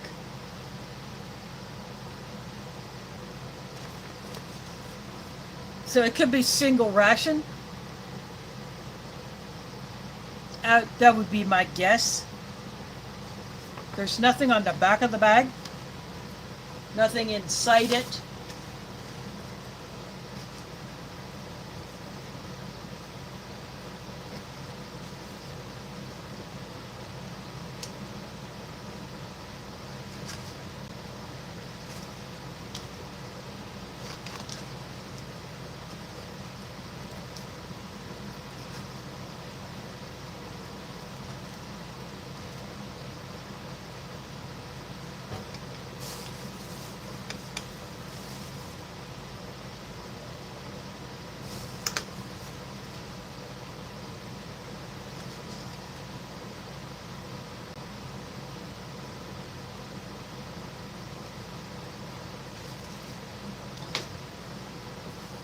So I don't know a whole lot of that. Delicious over in Poland would know a whole lot more about what all that means, since after all, that is his country.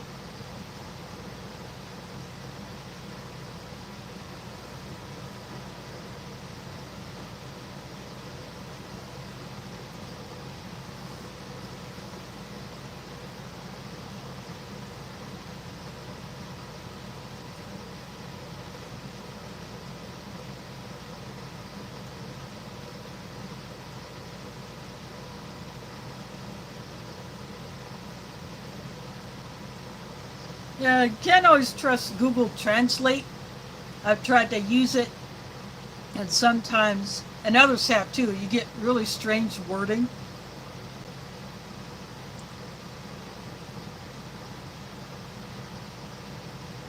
Bourbon Street Joe tried to use it on a Chinese ration, and the Google Translate was giving him some weird stuff that just seemed really, really odd for what was intended and from the Chinese meaning.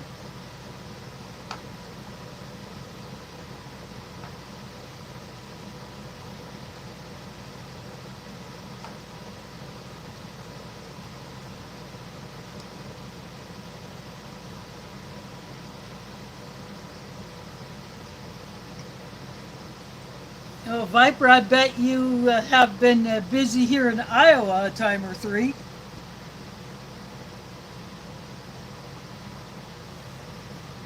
We had some nasty tornadoes here last year, some localized flooding that really did some damage to some of the smaller towns in western Iowa. Of course, back in '93 was a so-called 500-year flood that pretty much swamped the entire state.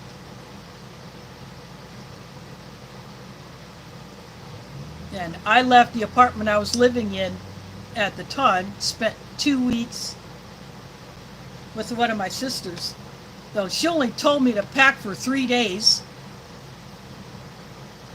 but it took longer than that for the water to recede before I could. She could take me back home to my apartment because the bridges that cross the Des Moines River in the downtown area were still underwater. And then they had to be inspected before traffic could be allowed to cross them after the water receded. So I spent 2 weeks there babysitting her then 6-month-old son while she went to work, cleaning out her workplace because it got flooded.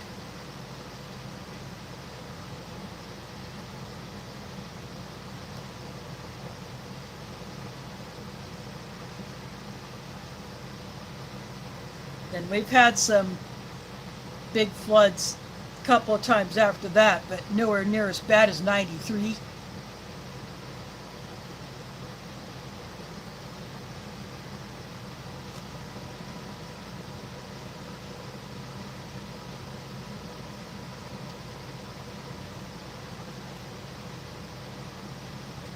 Yeah, and we have had that happen here.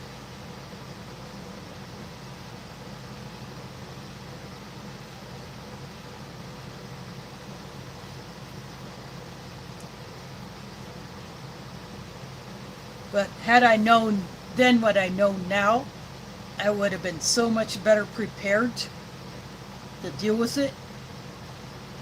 So when I did eventually come back to my apartment, I could not drink the water. So I was getting gallon jugs full of water from the National Guard. Plus, we had canned water that the Anheuser-Busch brewery had done. So they would take one of their beer lines So instead of canning the beer, they would just can water.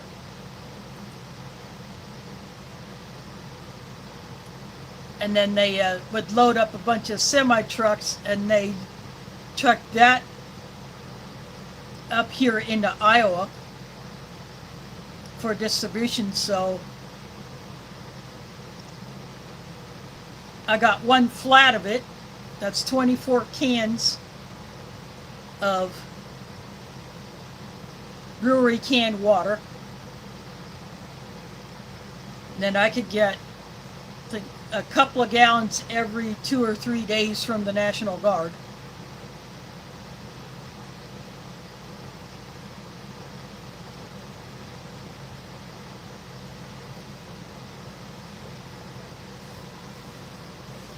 So that's what I did for drinking water. As far as showering, washing, I could use a tap water.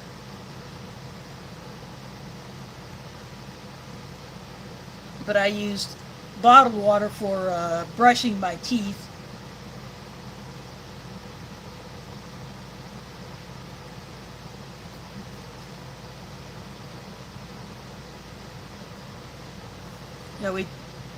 We were not under a boil order because boiling would not remove non-organic contaminants like chemicals, metals. If it's not a bacteria or a virus or protozoa or something that can live, boiling will not kill it. You have to filter it out. And I had no way of dealing with that back then. I did not know about water purification tablets or water filters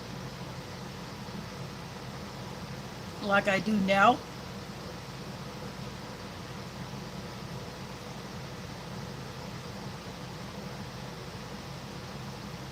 So I have those available to use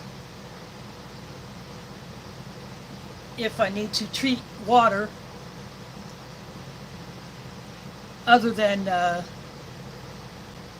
boiling, because as I said, boiling only kills living organisms. It won't remove anything. It just kills what was once living. You have to filter for other stuff.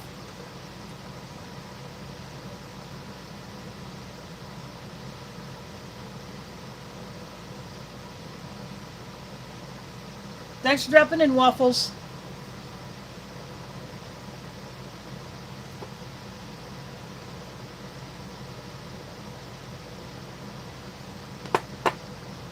Yeah. I did not even know back then that prepping was a thing.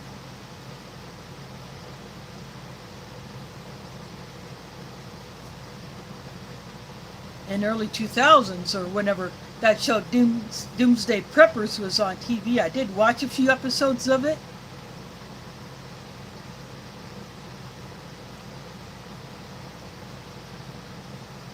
I mean, that got me curious.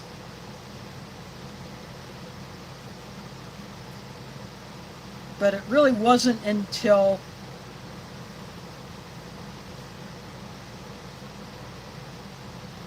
2015, 2016 was when I started to kind of babysit my way into it. And then after I moved into this place, then I decided to step it up as best I can.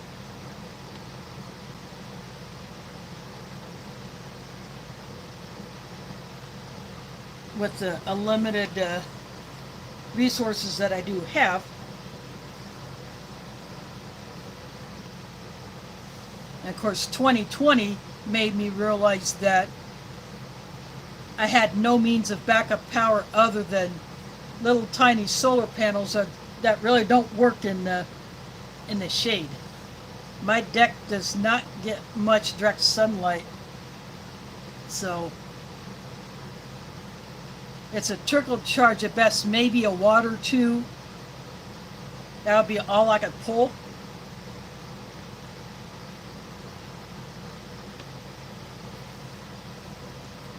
So that's when I got the first of the mini power stations that I have. And then a few months later I got a second one. And then a year later I got a third one. And then last year I won the Opus 600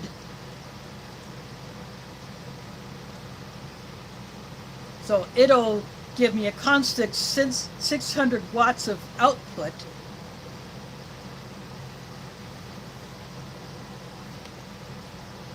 But I have also picked up solar panels for each one of my power stations, but I would have to take them down to the parking lot or into the park across the street, and because I wouldn't want it to get stolen, I would have to babysit the whole time it was charging. But at least I have a solar panel for each one of my power stations. I'd like to get a larger capacity one that would allow me to run my fridge. Because with my Opus, I could probably run it maybe 4 hours. Not, because fridges and freezers cycle on and off. You know, you're only eating power when the compressor's actually running. And of course when you open the door and the light turns on.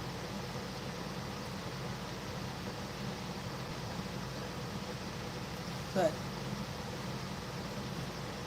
I would like to get at least a power station that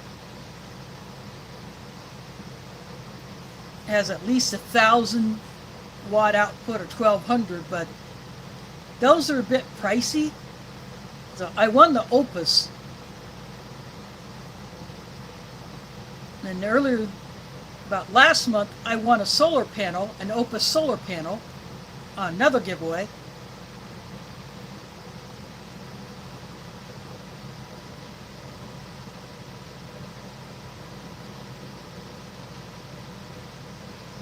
Yeah, I do keep drinking water stored up. Now, this bottle, it's been dropped, so it's got some dings, but I have assorted sizes of bottles and jars that I put water in, that I stash all over my apartment. Even a little 8-ounce jelly jar, like those little glass jelly jars. I'll put water in those.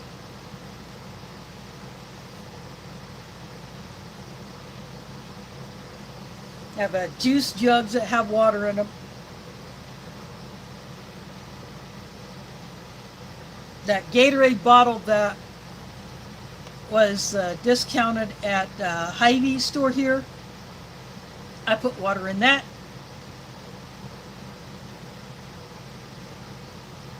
But I have figured out that with that one, I squeeze it to get the water out, and I have used it for watering some of my plants. I wanted to try that out, see how it would work, instead of using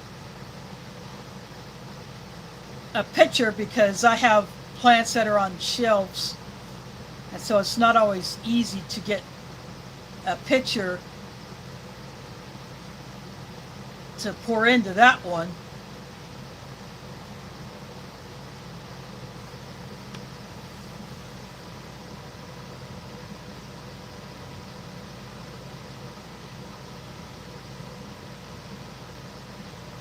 Plus, you know, those thin plastic bottles,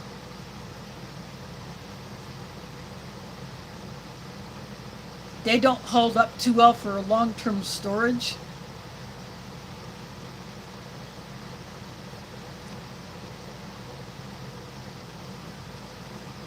The ones that I have that I never drank, that have been sitting, they collapse in on themselves.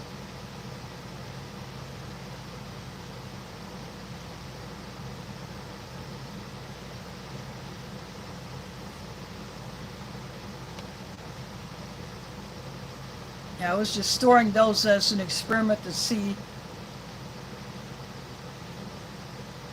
how long they would hold up just sitting in a box. But I have some bottles filled with water in my freezer, in addition to the reusable ice packs I keep in there.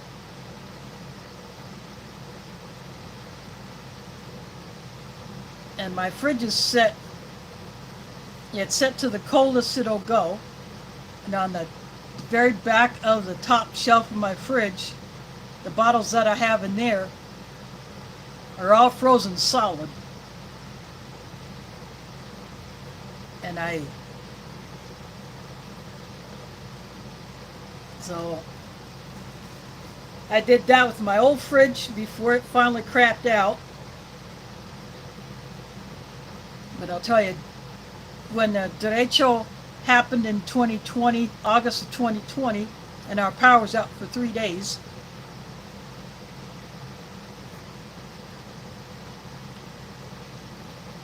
having those frozen bottles in the fridge did keep things colder longer, but I still lost a good amount.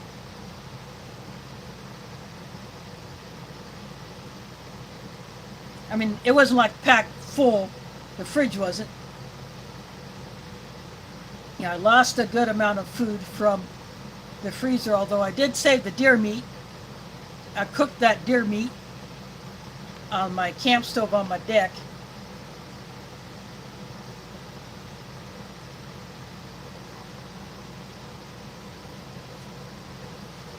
But earlier this year when my fridge crapped out, they sent someone to try to fix it thinking it was the fan. But nope, they put a new part on it. That didn't work.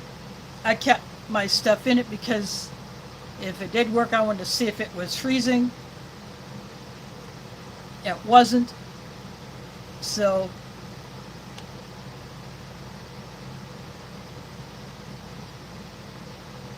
I tossed out a bunch of stuff. And I got a fridge which is bigger, so it barely fits in the space. And because it's so heavy, it's hard to,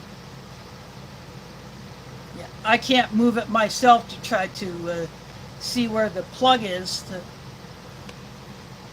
if I could plug my watt meter into it to see how much power it draws. But it's a little bit bigger capacity, so I'm doing the same thing that I did before. But this time I have some water bottles in the freezer. And those freeze pops I got last year or earlier this year,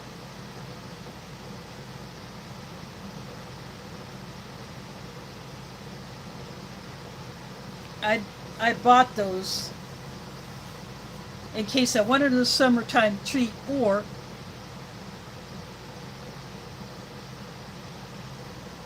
you could use them like those reusable ice packs. You could put them on, say you take a couple of them, wrap them in a towel, put that on your arm, and you could use it as a cold pack for a short time. Then they thaw out, if you need to do it again, you just grab a couple more of them. Just repeat the process.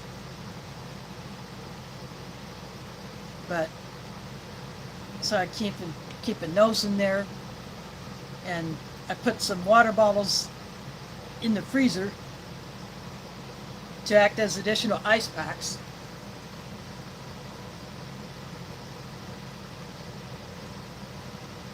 Yeah, that's another problem with those.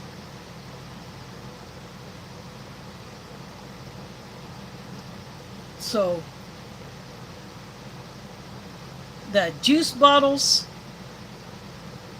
or a Gatorade or Powerade bottle or a iced tea bottle,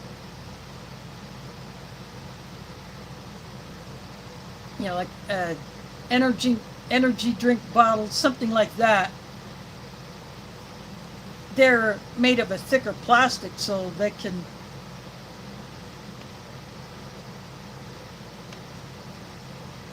stand up to that more. And that's what I got in the freezer. I have 4 of those thicker bottles in the freezer.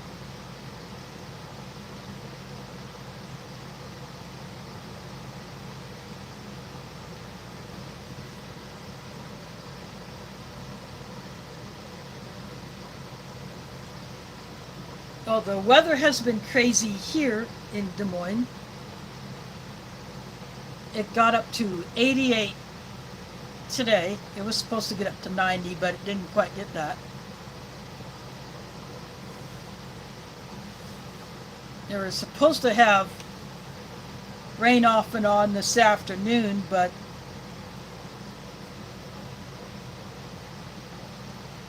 nothing came of that. But we have had some hot days. Yesterday it did get up to 92.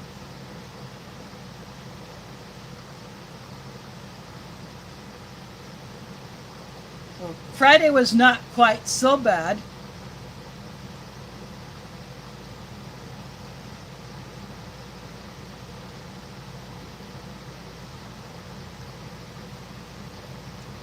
Thursday it was hot, but then it rained, and it rained pretty hard. I was hoping I could beat it home before the rain, but I walked out of the mosque, and I didn't make it to the bus stop before it started raining.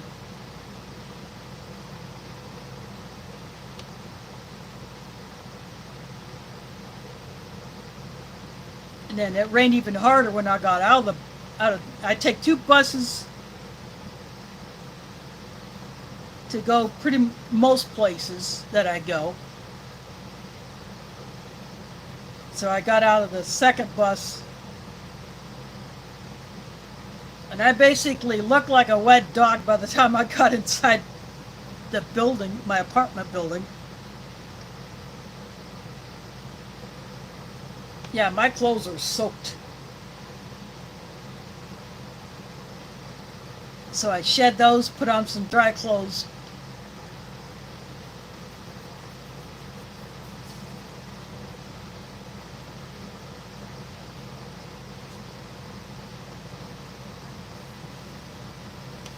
I was supposed to go somewhere yesterday, but I never got an offer of a ride, and the person who would have tried to get me a ride left her phone at home, and she didn't realize until after she got to that location. So otherwise I could have had a little bit more video fodder.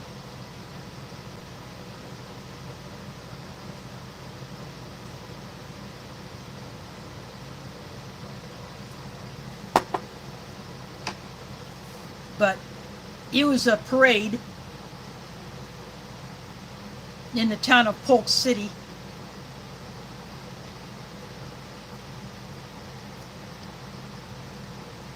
Slightly different direction than where I was a couple weeks prior when I was in the town of Woodward. where I was helping some others sell fry bread tacos, and I looked like a wet dog after that because it rained so hard where we had our booth set up. The water was catching. We were on the street, and the water was about halfway up to the sidewalk, up the curb. So we were standing in 2 inches of water basically. And it was messing with the generator that we were using for power. And it was messing with the propane stove that we were using to cook the fry bread. So needless to say, we didn't have good sales, but we still had a great time. The vendors on either side of us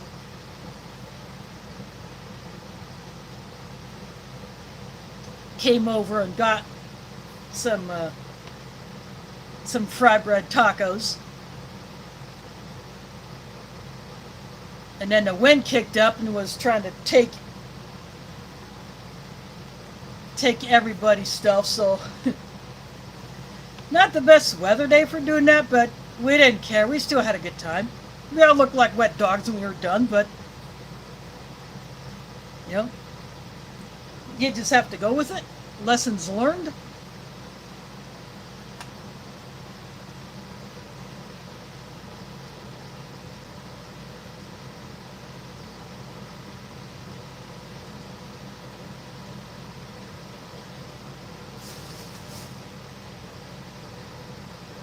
We have a laundry room that has 3 washers and 3 dryers. And when I first moved in, they were coin only. But then in 2020 and 21, when the previous management company did a full reno of the building except for any occupied apartments, they gutted the laundry room. Then the washers and dryers were brought back, but they only wanted people to use an app to pay for the laundry. It connects to Bluetooth to the machines. But I said, not everybody will have smartphones, or they may not be tech savvy enough to use an app like that. And you have to have a backup plan in case there's an app failure, and there have been. There have been times when the app would not work and you would have to get into your Plan B stash of quarters. So they took my advice and left the coin boxes on. That way, if someone ran out of the balance on their app or the app wasn't working, you could still do your laundry without having to go to the trouble of hauling your stuff to a laundromat or trying to find someone. Say, can I do laundry at your house? I can't do it at home. But yeah, I use the app, but I do keep a stash of quarters just in case the app is not working. So I would dip into that stash once in a while, but as long as I can use the app, I will, and I load it every month.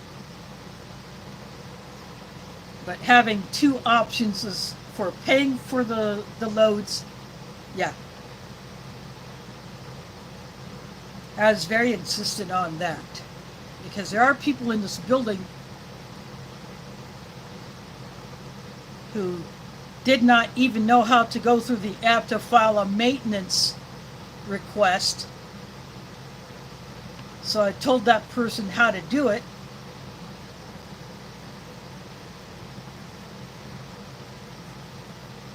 So Now she knows how to use the app to file a maintenance request.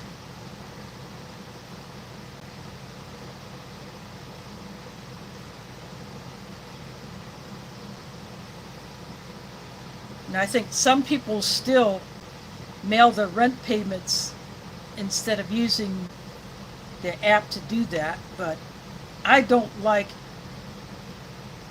sending checks or money orders through the mail because there have been issues in the past with tampering with checks and money orders. And in one place I lived, there was outright mail theft before the mailboxes got changed to where there's a secure place for outgoing mail.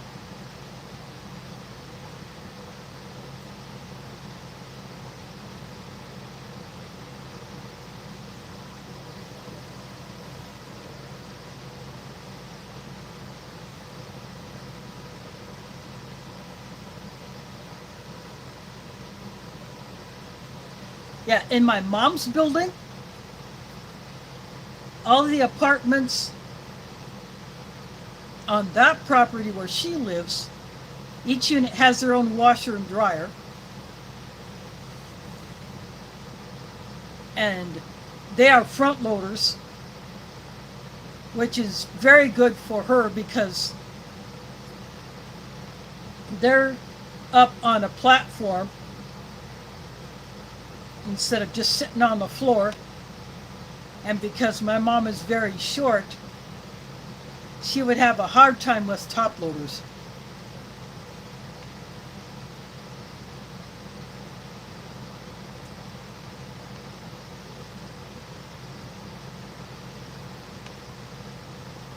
But there are those really high efficiency washers and dryers that have a whole bunch of settings on it.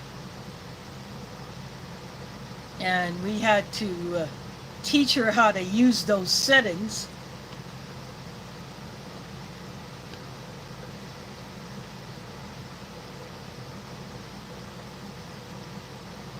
But once she got the hang of it,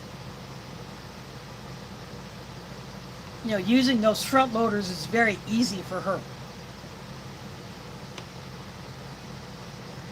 In the previous place I lived before moving into here, they had smaller front loaders, but here they're top loaders. But we were hoping that they would put newer machines in, but again, we get the laundry services from a company called Jets, Jetz, and they decide what machines go into the property that they are contracted to supply the machines for. And it's up to them to maintain them.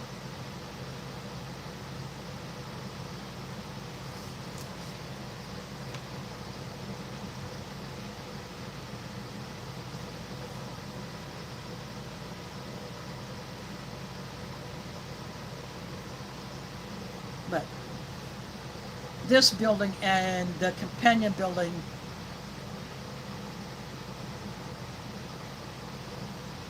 and this property are older. I have no idea how old these buildings are. I would guess maybe 80s.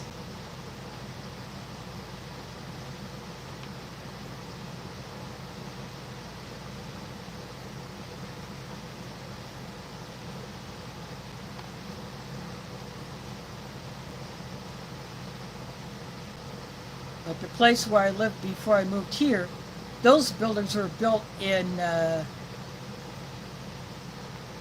78.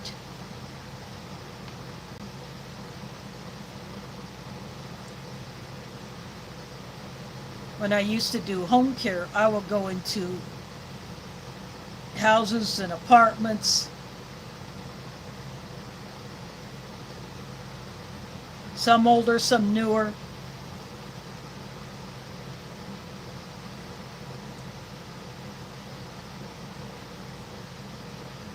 And some of the apartments, you know, people who provide home care services had an easy time getting in to see their clients. All right, I went to one building one day, and they're trying to tell me I can't come in because I'm not a relative. I mean, I'm wearing scrubs and a name tag.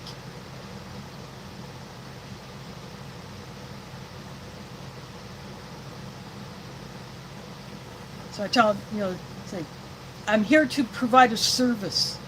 Your residents use people like us all the time. And that, I had never had any trouble with that building before this other person was supposedly working security. They only wanted to let relatives in. They didn't want to let professional service providers in.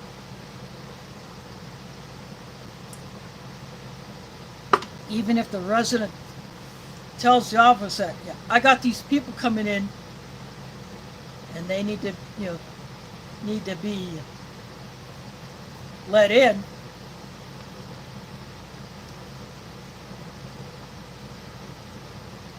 And at first they didn't want to call the resident to say that I'm here. But the resident said, you got to let her in.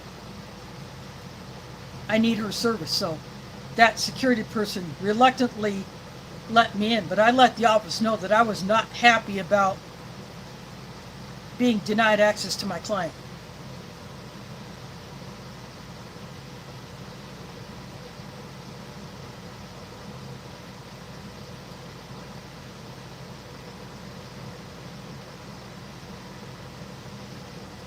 Oh wow, I knew these buildings are pretty old, but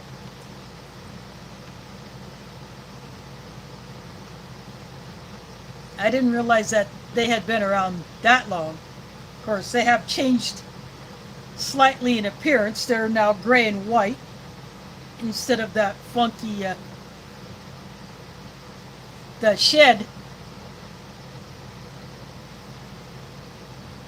that is in the parking lot that serves my building is still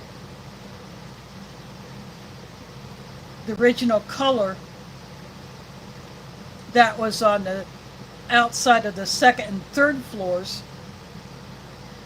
or maybe the actual color. The shed is still that original color. It never got painted gray.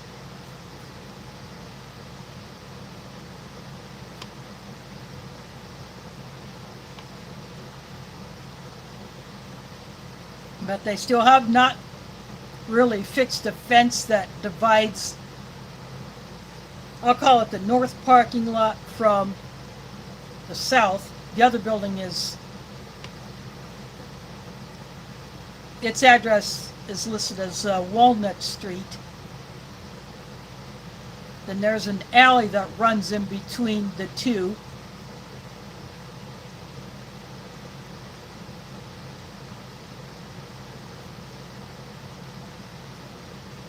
But you have to drive off the property to access the alley from this lot. You can't go through there unless you drive off the property and go through the alley. But there's a break in the fence that you can walk to the alley. And then when I first moved in, we had a rental office on site. That obviously changed in 2017 or 2018. So I was going through there to go put my rent money order into the drop slot. And before this lot here got a dumpster, I was having to go to the other lot to put my trash in the dumpster because we only had the one for both buildings. But now we have one for each building, so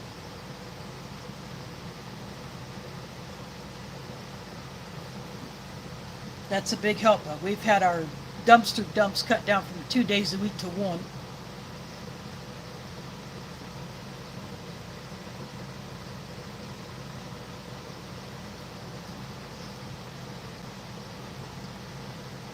I had reported those steps that go through that break in the fence up to the alley, cross that and then go to the other building. Those steps are taken out, but they're never replaced. That break in the fence is still there, but those steps are never properly dealt with because they were an accident waiting to happen. But since 2018,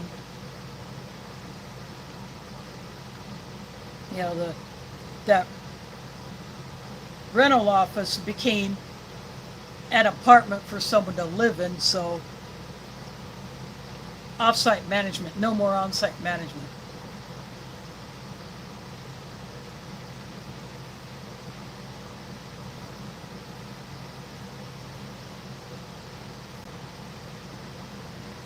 Which can be a good thing and a bad thing at the same time.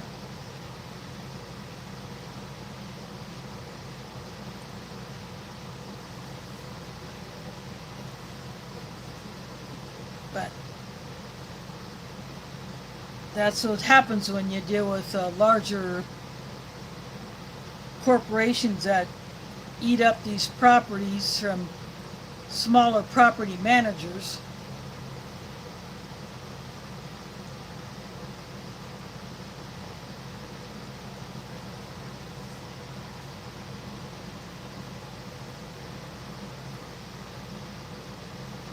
And the individual on-site managers get downsized, like what happened to my parents back in 2006. The company they worked for sold a couple of their properties plus the house that they were living in. And they were not offered an opportunity to manage another property, so they just decided to take early retirement. And my maternal grandmother had been living with them for probably a couple of years after she sold her house in Nebraska. She's already getting up there in years, and her health was starting to go, so she sold her house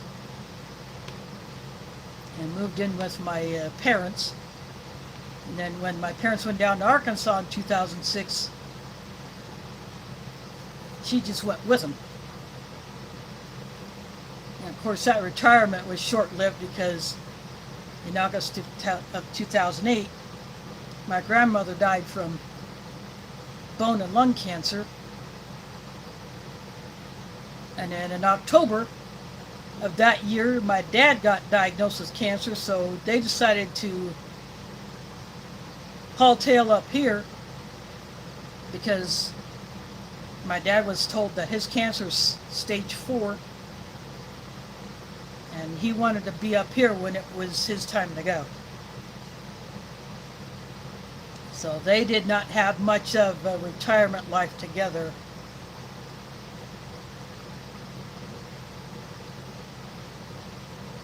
So after my dad died, my mom stayed with my sisters, flipping between their houses, and then she would go stay with some friends for a month or two, and then come back up here. And she's been in her apartment for about 3 years now.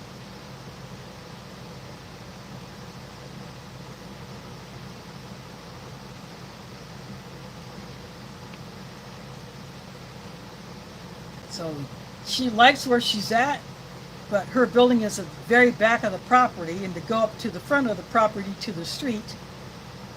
So if she wanted to go to the grocery store across the street, she would not be able to make it up that hill.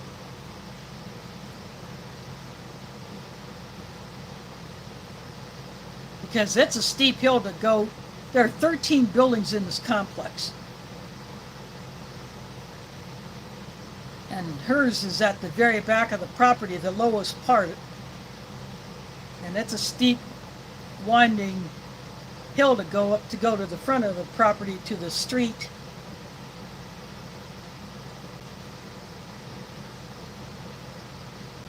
And then to go find an intersection to cross the street at a light, yeah, she just can't do that.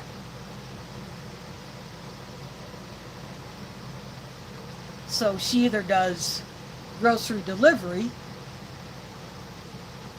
or one of my sisters will take her list and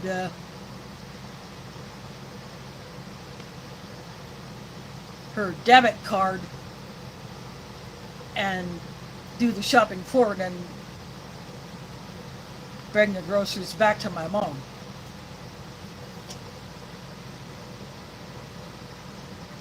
So Pumpkin, she's doing good.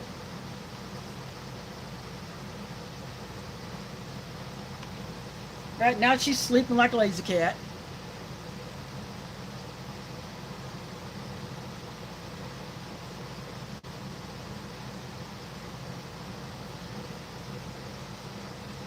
But she's got her quirks, like she'll drink from a bowl, but she insists on dipping her paw into the water and then licking the water off her paw. And she likes to drink from a running faucet, but still she'll put her paw under the water and then just lick the water as it falls off her paw. That's what she likes to do. But I can't have a faucet running all the time, so I got to be in there. You know, if she wants to do that, and I feel like letting her do that, then I'm in there when she does it. You know, when she leaves the sink, or she jumps out of the bathtub, then I just shut the water off.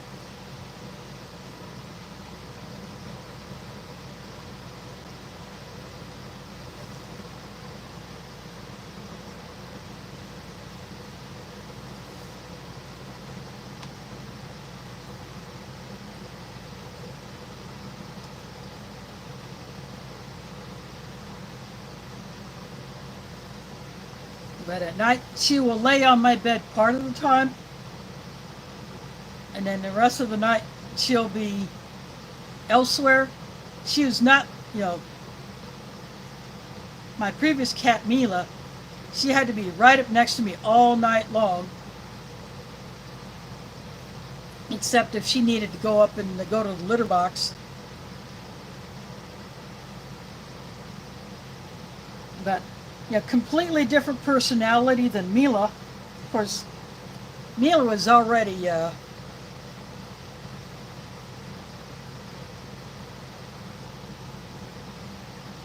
getting up there in years when the Pumpkin came in. She's already like 16 years.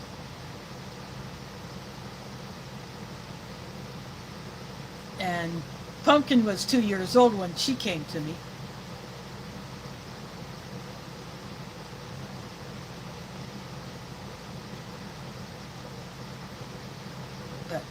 Pumpkin was used to living in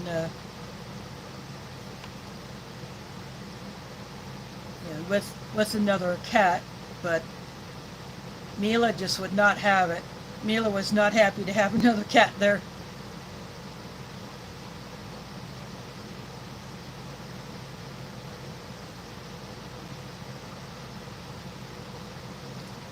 But Pumpkin has adjusted to being the only cat.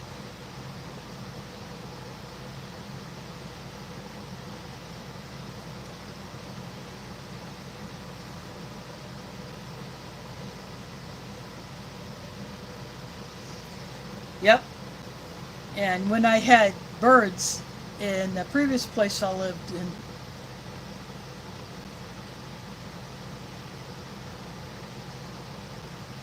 yeah, each one of them had their own personalities. The zebra finches I had gotten from bird shows that I used to go to once in a while here.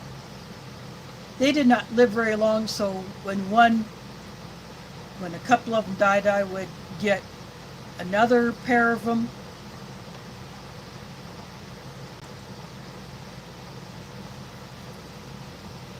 Yeah, they had different personalities from each other.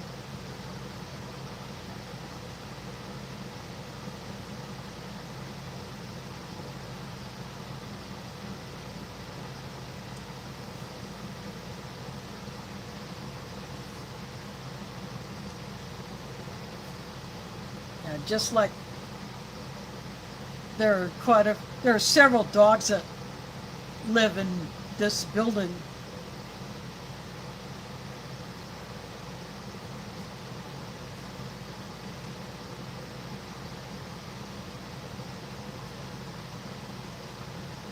And each of them has their own personality.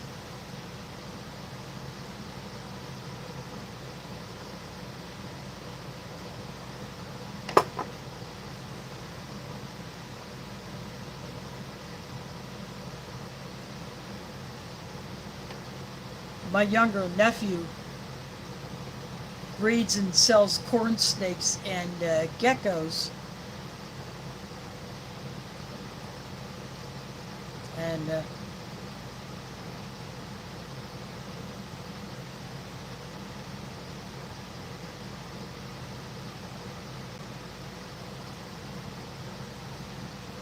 then his wife, they got into having quails. They have quails in their house. And then my nephew's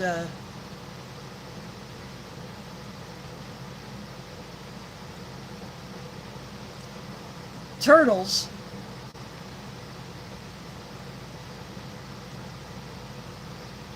are continuing to get bigger and bigger. They'll never be the size of a Galapagos tortoise, but they're pretty good sized turtles. They both work at the zoo, the Blank Park Zoo here.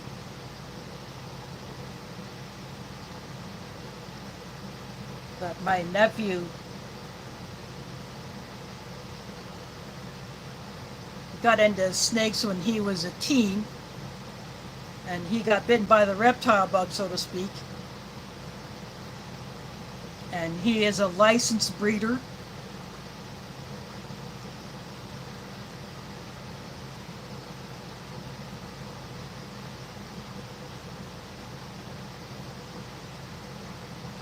He could probably be a rehabber if he had the time and the space, but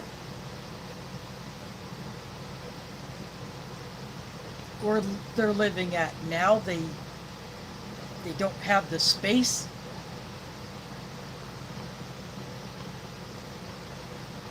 Whether or not they may try to find another house later on where they could expand. Yeah, with the housing market the way it is, it's probably not going to happen for a while. My older nephew was thinking about selling his current house and finding another one, but he got laid off from his previous job and had to spend a good amount of time looking for another one, but he's got another job now. So he will have to put off that idea for a while.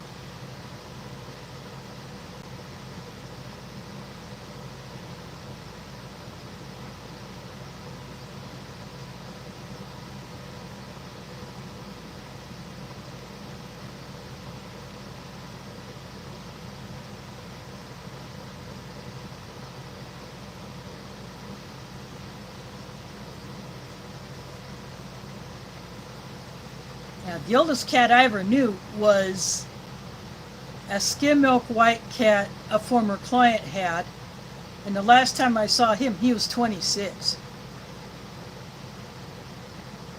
And I think he lived 2 or 3 more years after I stopped seeing his human. The other cat at the time was 8 years old. She was a torty girl, a big girl like Pumpkin is. But Mr. Kitty was slimmer, but he was a longer cat. He was not a really small cat, but for 26, he had a luscious skim milk white coat. He ate good. He drank good. He was a lover. He didn't always make it to the litter box, but hey, you can't fault an old guy. He loved to have his ears scratched. And he purred like he had a motor running inside him.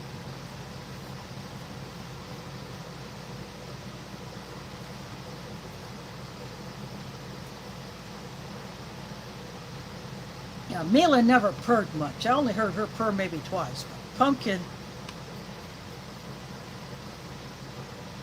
she can get that kitty motor running.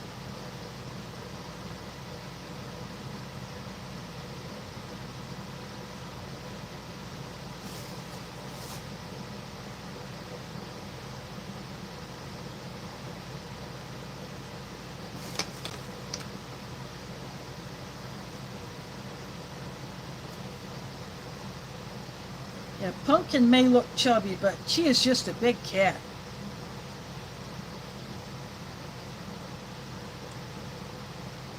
She eats whenever she wants, but she doesn't eat a whole lot at one time.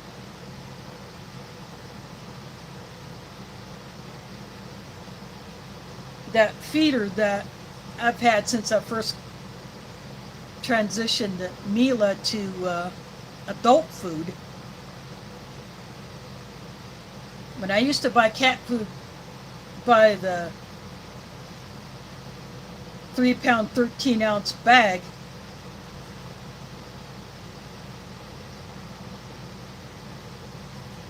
one of those bags could fit in there, and that used to last Mila almost a month, because she, being a smaller cat, she didn't eat a whole lot. But Pumpkin, that lasted me 3 weeks, but I've been getting my cat food by the 13-pound bag on Amazon Subscribe and Save every few months. I canceled the last one because I just opened up the current bag not too long ago. So that 13-pound bag will last me a few months. And by the time that one is closer to running out, I'll have another bag. And then the same with the cat litter.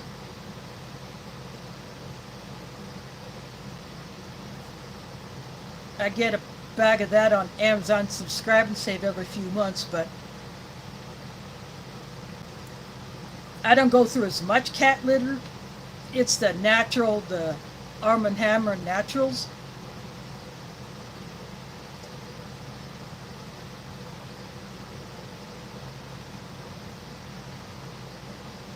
Of course, being that it's just a wood-based product, I don't have to worry about that expiring, so I have a few extra bags that I will open as an emergency. In fact, in one of my camping trips with some other Iowa YouTubers, I put some of that litter into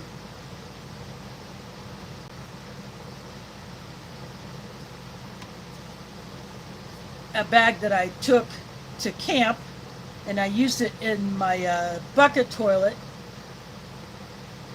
I've used the clay-based litters before, and I wanted to see how this natural stuff worked. And it's a lot lighter, it will do, it's biodegradable.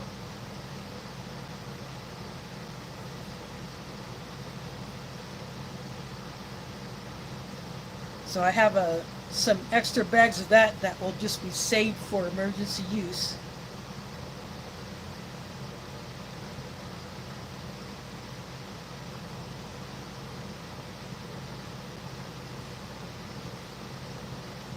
But it that saves me the hassle of trying to go to a store to buy a bigger container of cat litter and then try to lug that bugger home in a bus.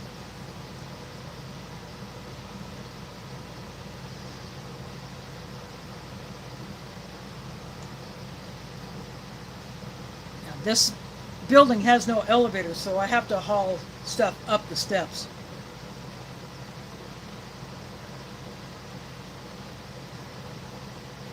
In my previous place, I had to go up to the third floor. Here, I don't have as many steps to deal with, so that's good.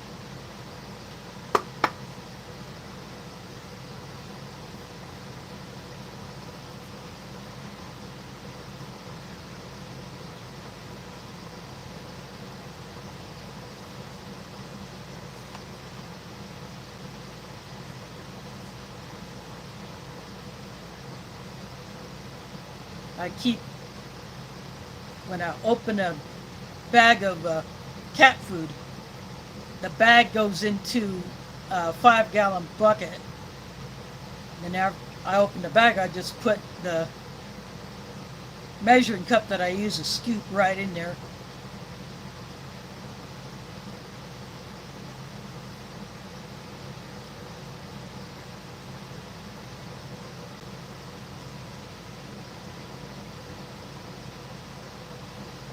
And that's what I do for my cat food.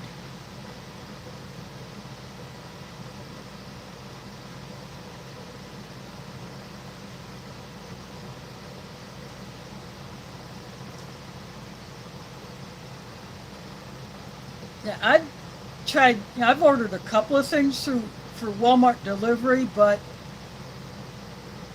one time an item was delivered while I was out, and it was just in one of those plastic bags, and it was raining,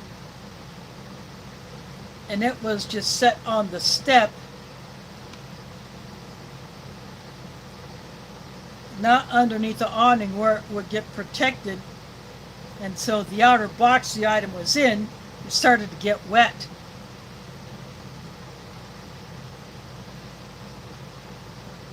And, because we have no secured place for items to be left, if the delivery person can't get inside the building, we have a problem with porch pirates.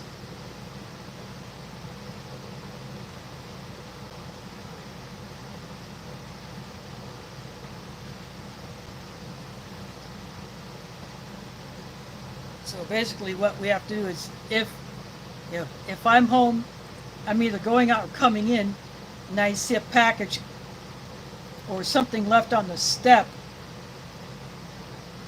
I don't care who it belongs to, I'm bringing that inside. And if I can take it to the intended recipient, then I go ahead and do that. But if it's just too big and bulky, then I just at least bring it inside so it's behind the locked door.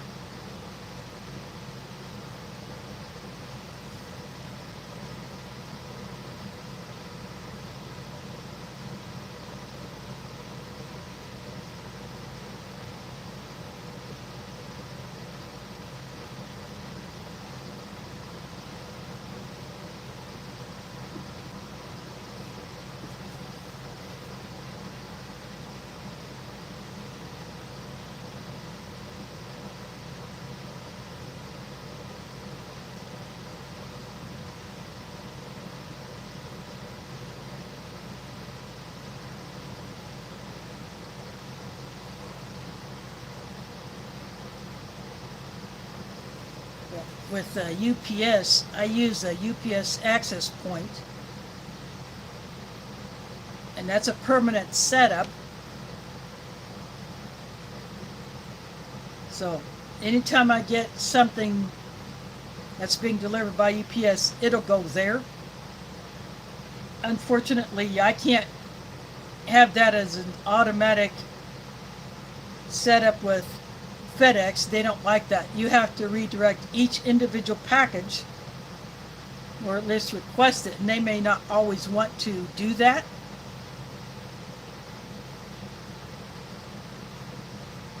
Unless you pay an extra fee to have it redirected, or they won't do it at all.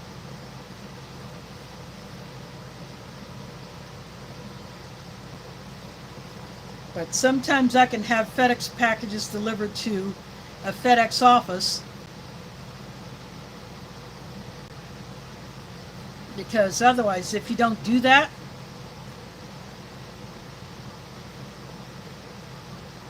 they will not follow delivery instructions.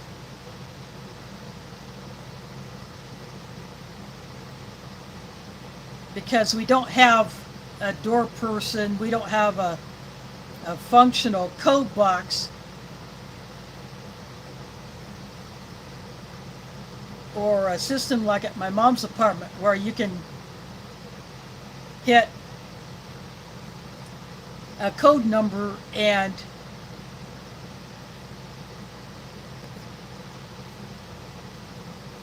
the person can then on their cell phone hit another code to open the door, or at least talk to the the visitor. We don't have that here, and the code boxes said that they don't work. But FedEx drivers will not follow the delivery instructions which we leave. Just the drivers have to contact us upon arrival, because we can't watch all 4 entrances at the same time like they think we should be able to.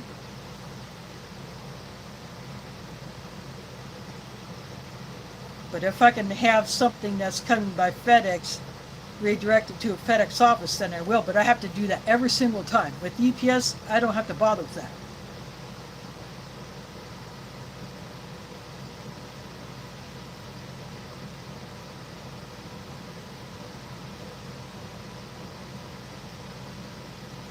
Now, we got up to 88 here today.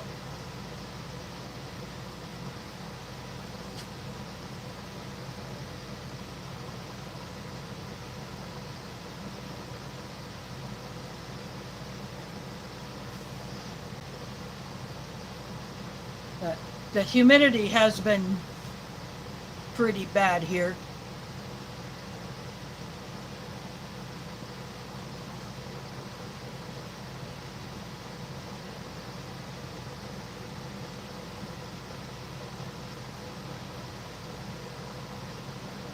Right now it's 79.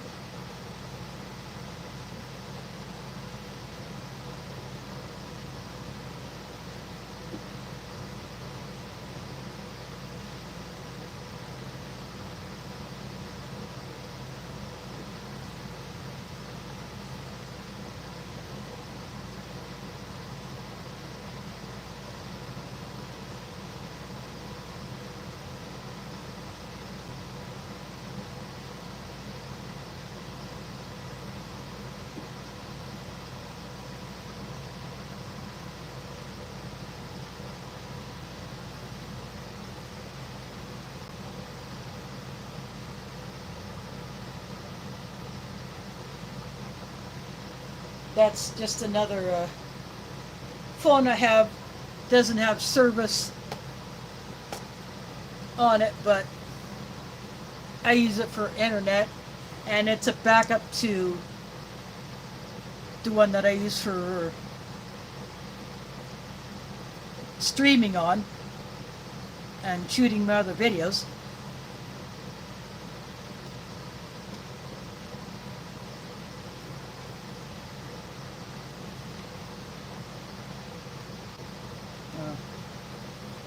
Dang, Tuna, looks like you need that tropical storm that's currently south of Baja to come over and put those fires out.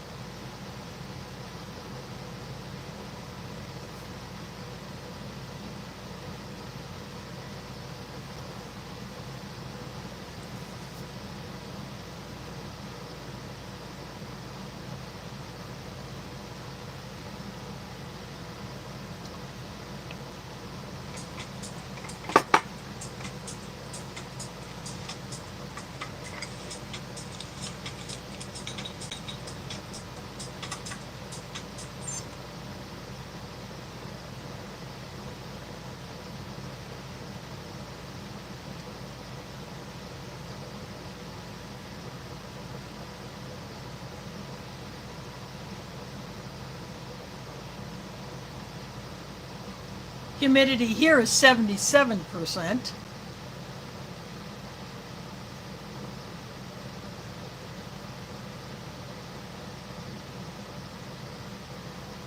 So it's a little on the high side.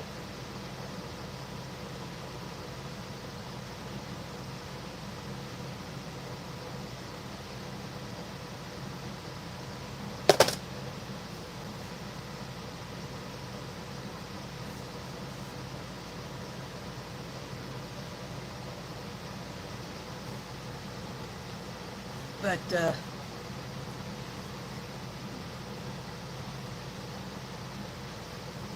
mid to upper 80s, maybe lower 90s next few days. So supposed to have a chance of rain after midnight tonight, but who knows what will become of that. I didn't see or hear any rain this afternoon. Then again, it could have rained somewhere else in the city and just not here.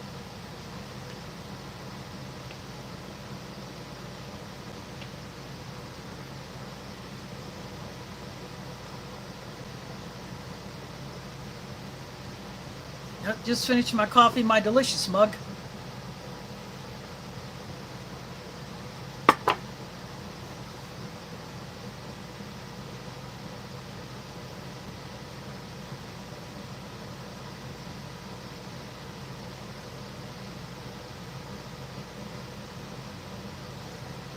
I have an aunt in Arizona, and it has been crazy hot there.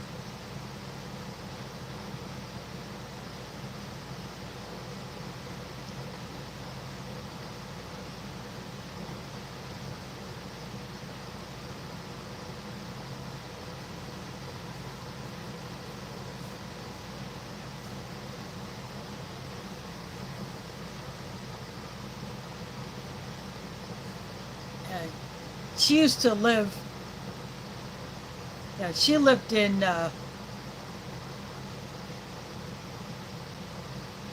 Corning, which is where my dad grew up. He was born in the town of Carbon, which would be like a suburb of Corning.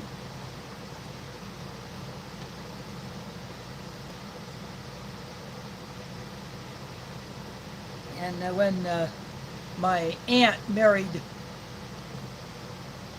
her then husband, they lived on his farm and actually worked that farm, and then and until his health got a little too bad where he really couldn't do any of the actual farming, but they still lived on the land. And she worked as a dietitian in the Corning Hospital. But then she stayed there for several years after he died, but then she decided that she wanted out of the cold and somewhere warm, so she sold the farm. No one else in the family wanted it, so she sold it and moved to Arizona.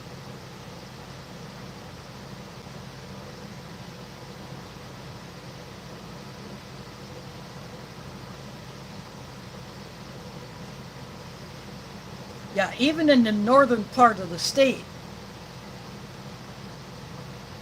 I guess you only get it if you're going up into the higher elevations.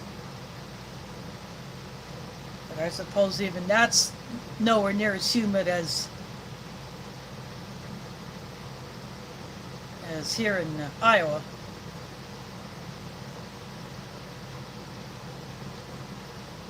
But she likes the area where she's living. I have never been to that part of the country.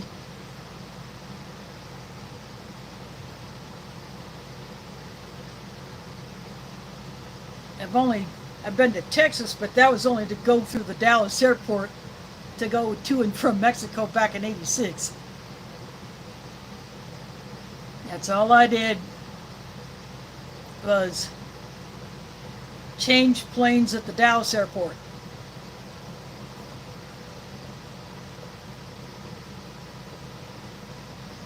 Yeah, that's pretty much it. She went from the freezer to the kiln.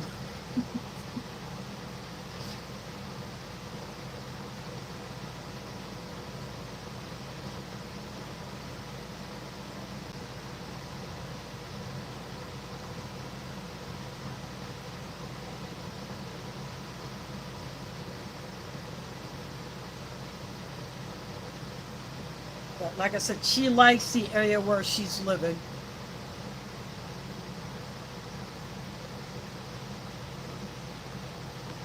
It's got the amenities that she wants.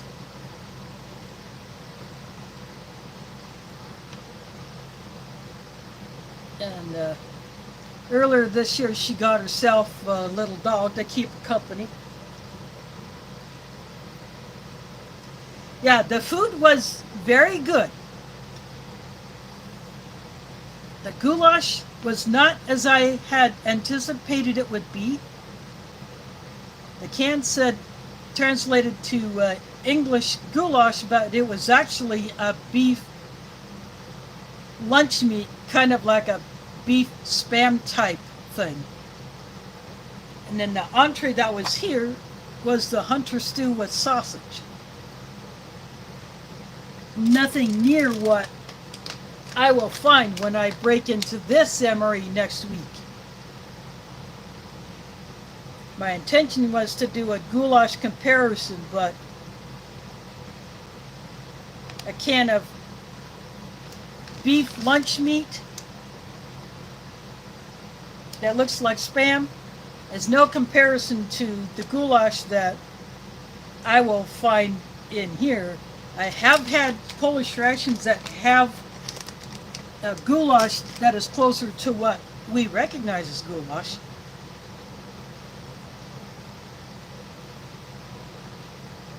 But I'll still get into that MRE next week. But I have a second goulash MRE. So I think what I'll do is I'll sit on that one until I can find another Polish ration with goulash that is closer to what we recognize as goulash and not a can of beef spam.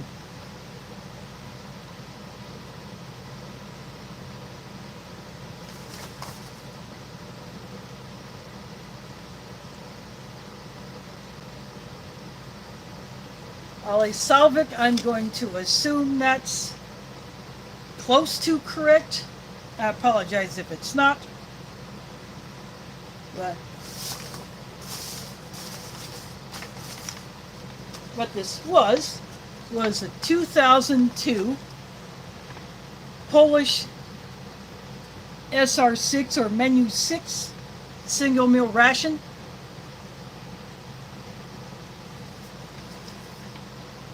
It had two meat items, the hunter stew with sausage,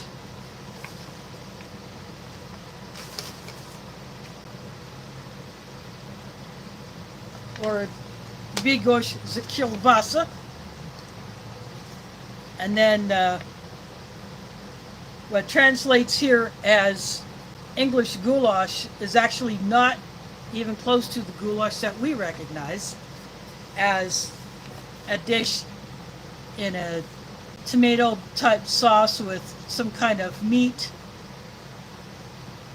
and either rice or pasta and some other veggies and seasonings.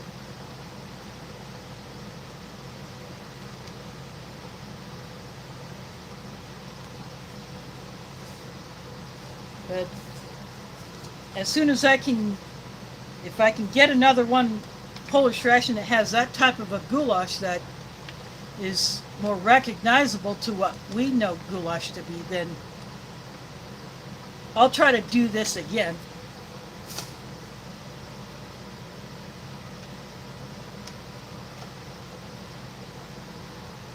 A few weeks ago, I did another one of these comparisons with beef ravioli. I had a Canadian IMP, or individual meal pack, beef ravioli. And then the week after that, I did the American version. I preferred the Canadian ravioli over the American. The raviolis are bigger. They're filled a lot more.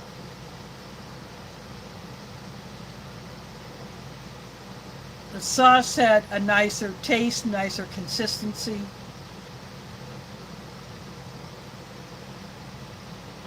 It was just a more enjoyable ravioli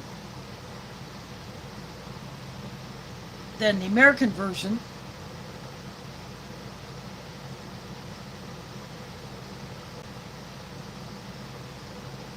So that is what I was hoping to do with this goulash, but it's no comparison at all considering what I got out of that little 100-gram can.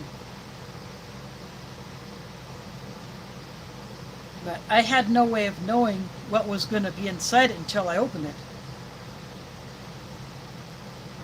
But nevertheless, it was all good. That was actually a good tasting beef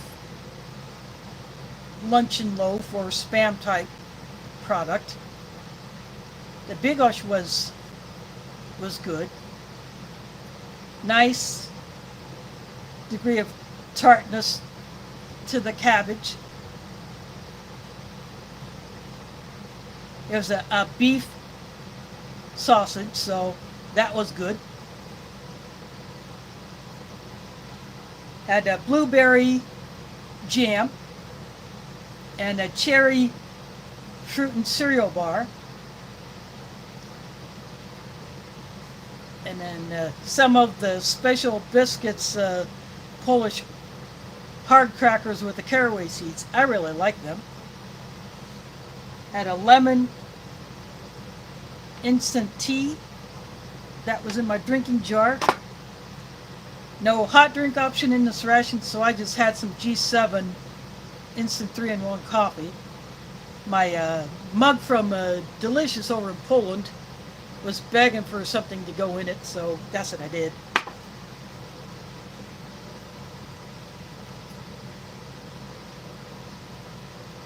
Well, since I am done with everything, I'm going to go ahead and call this one good.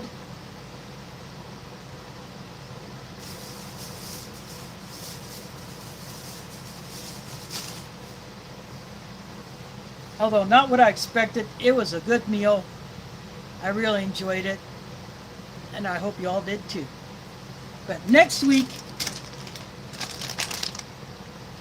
this meets my tray.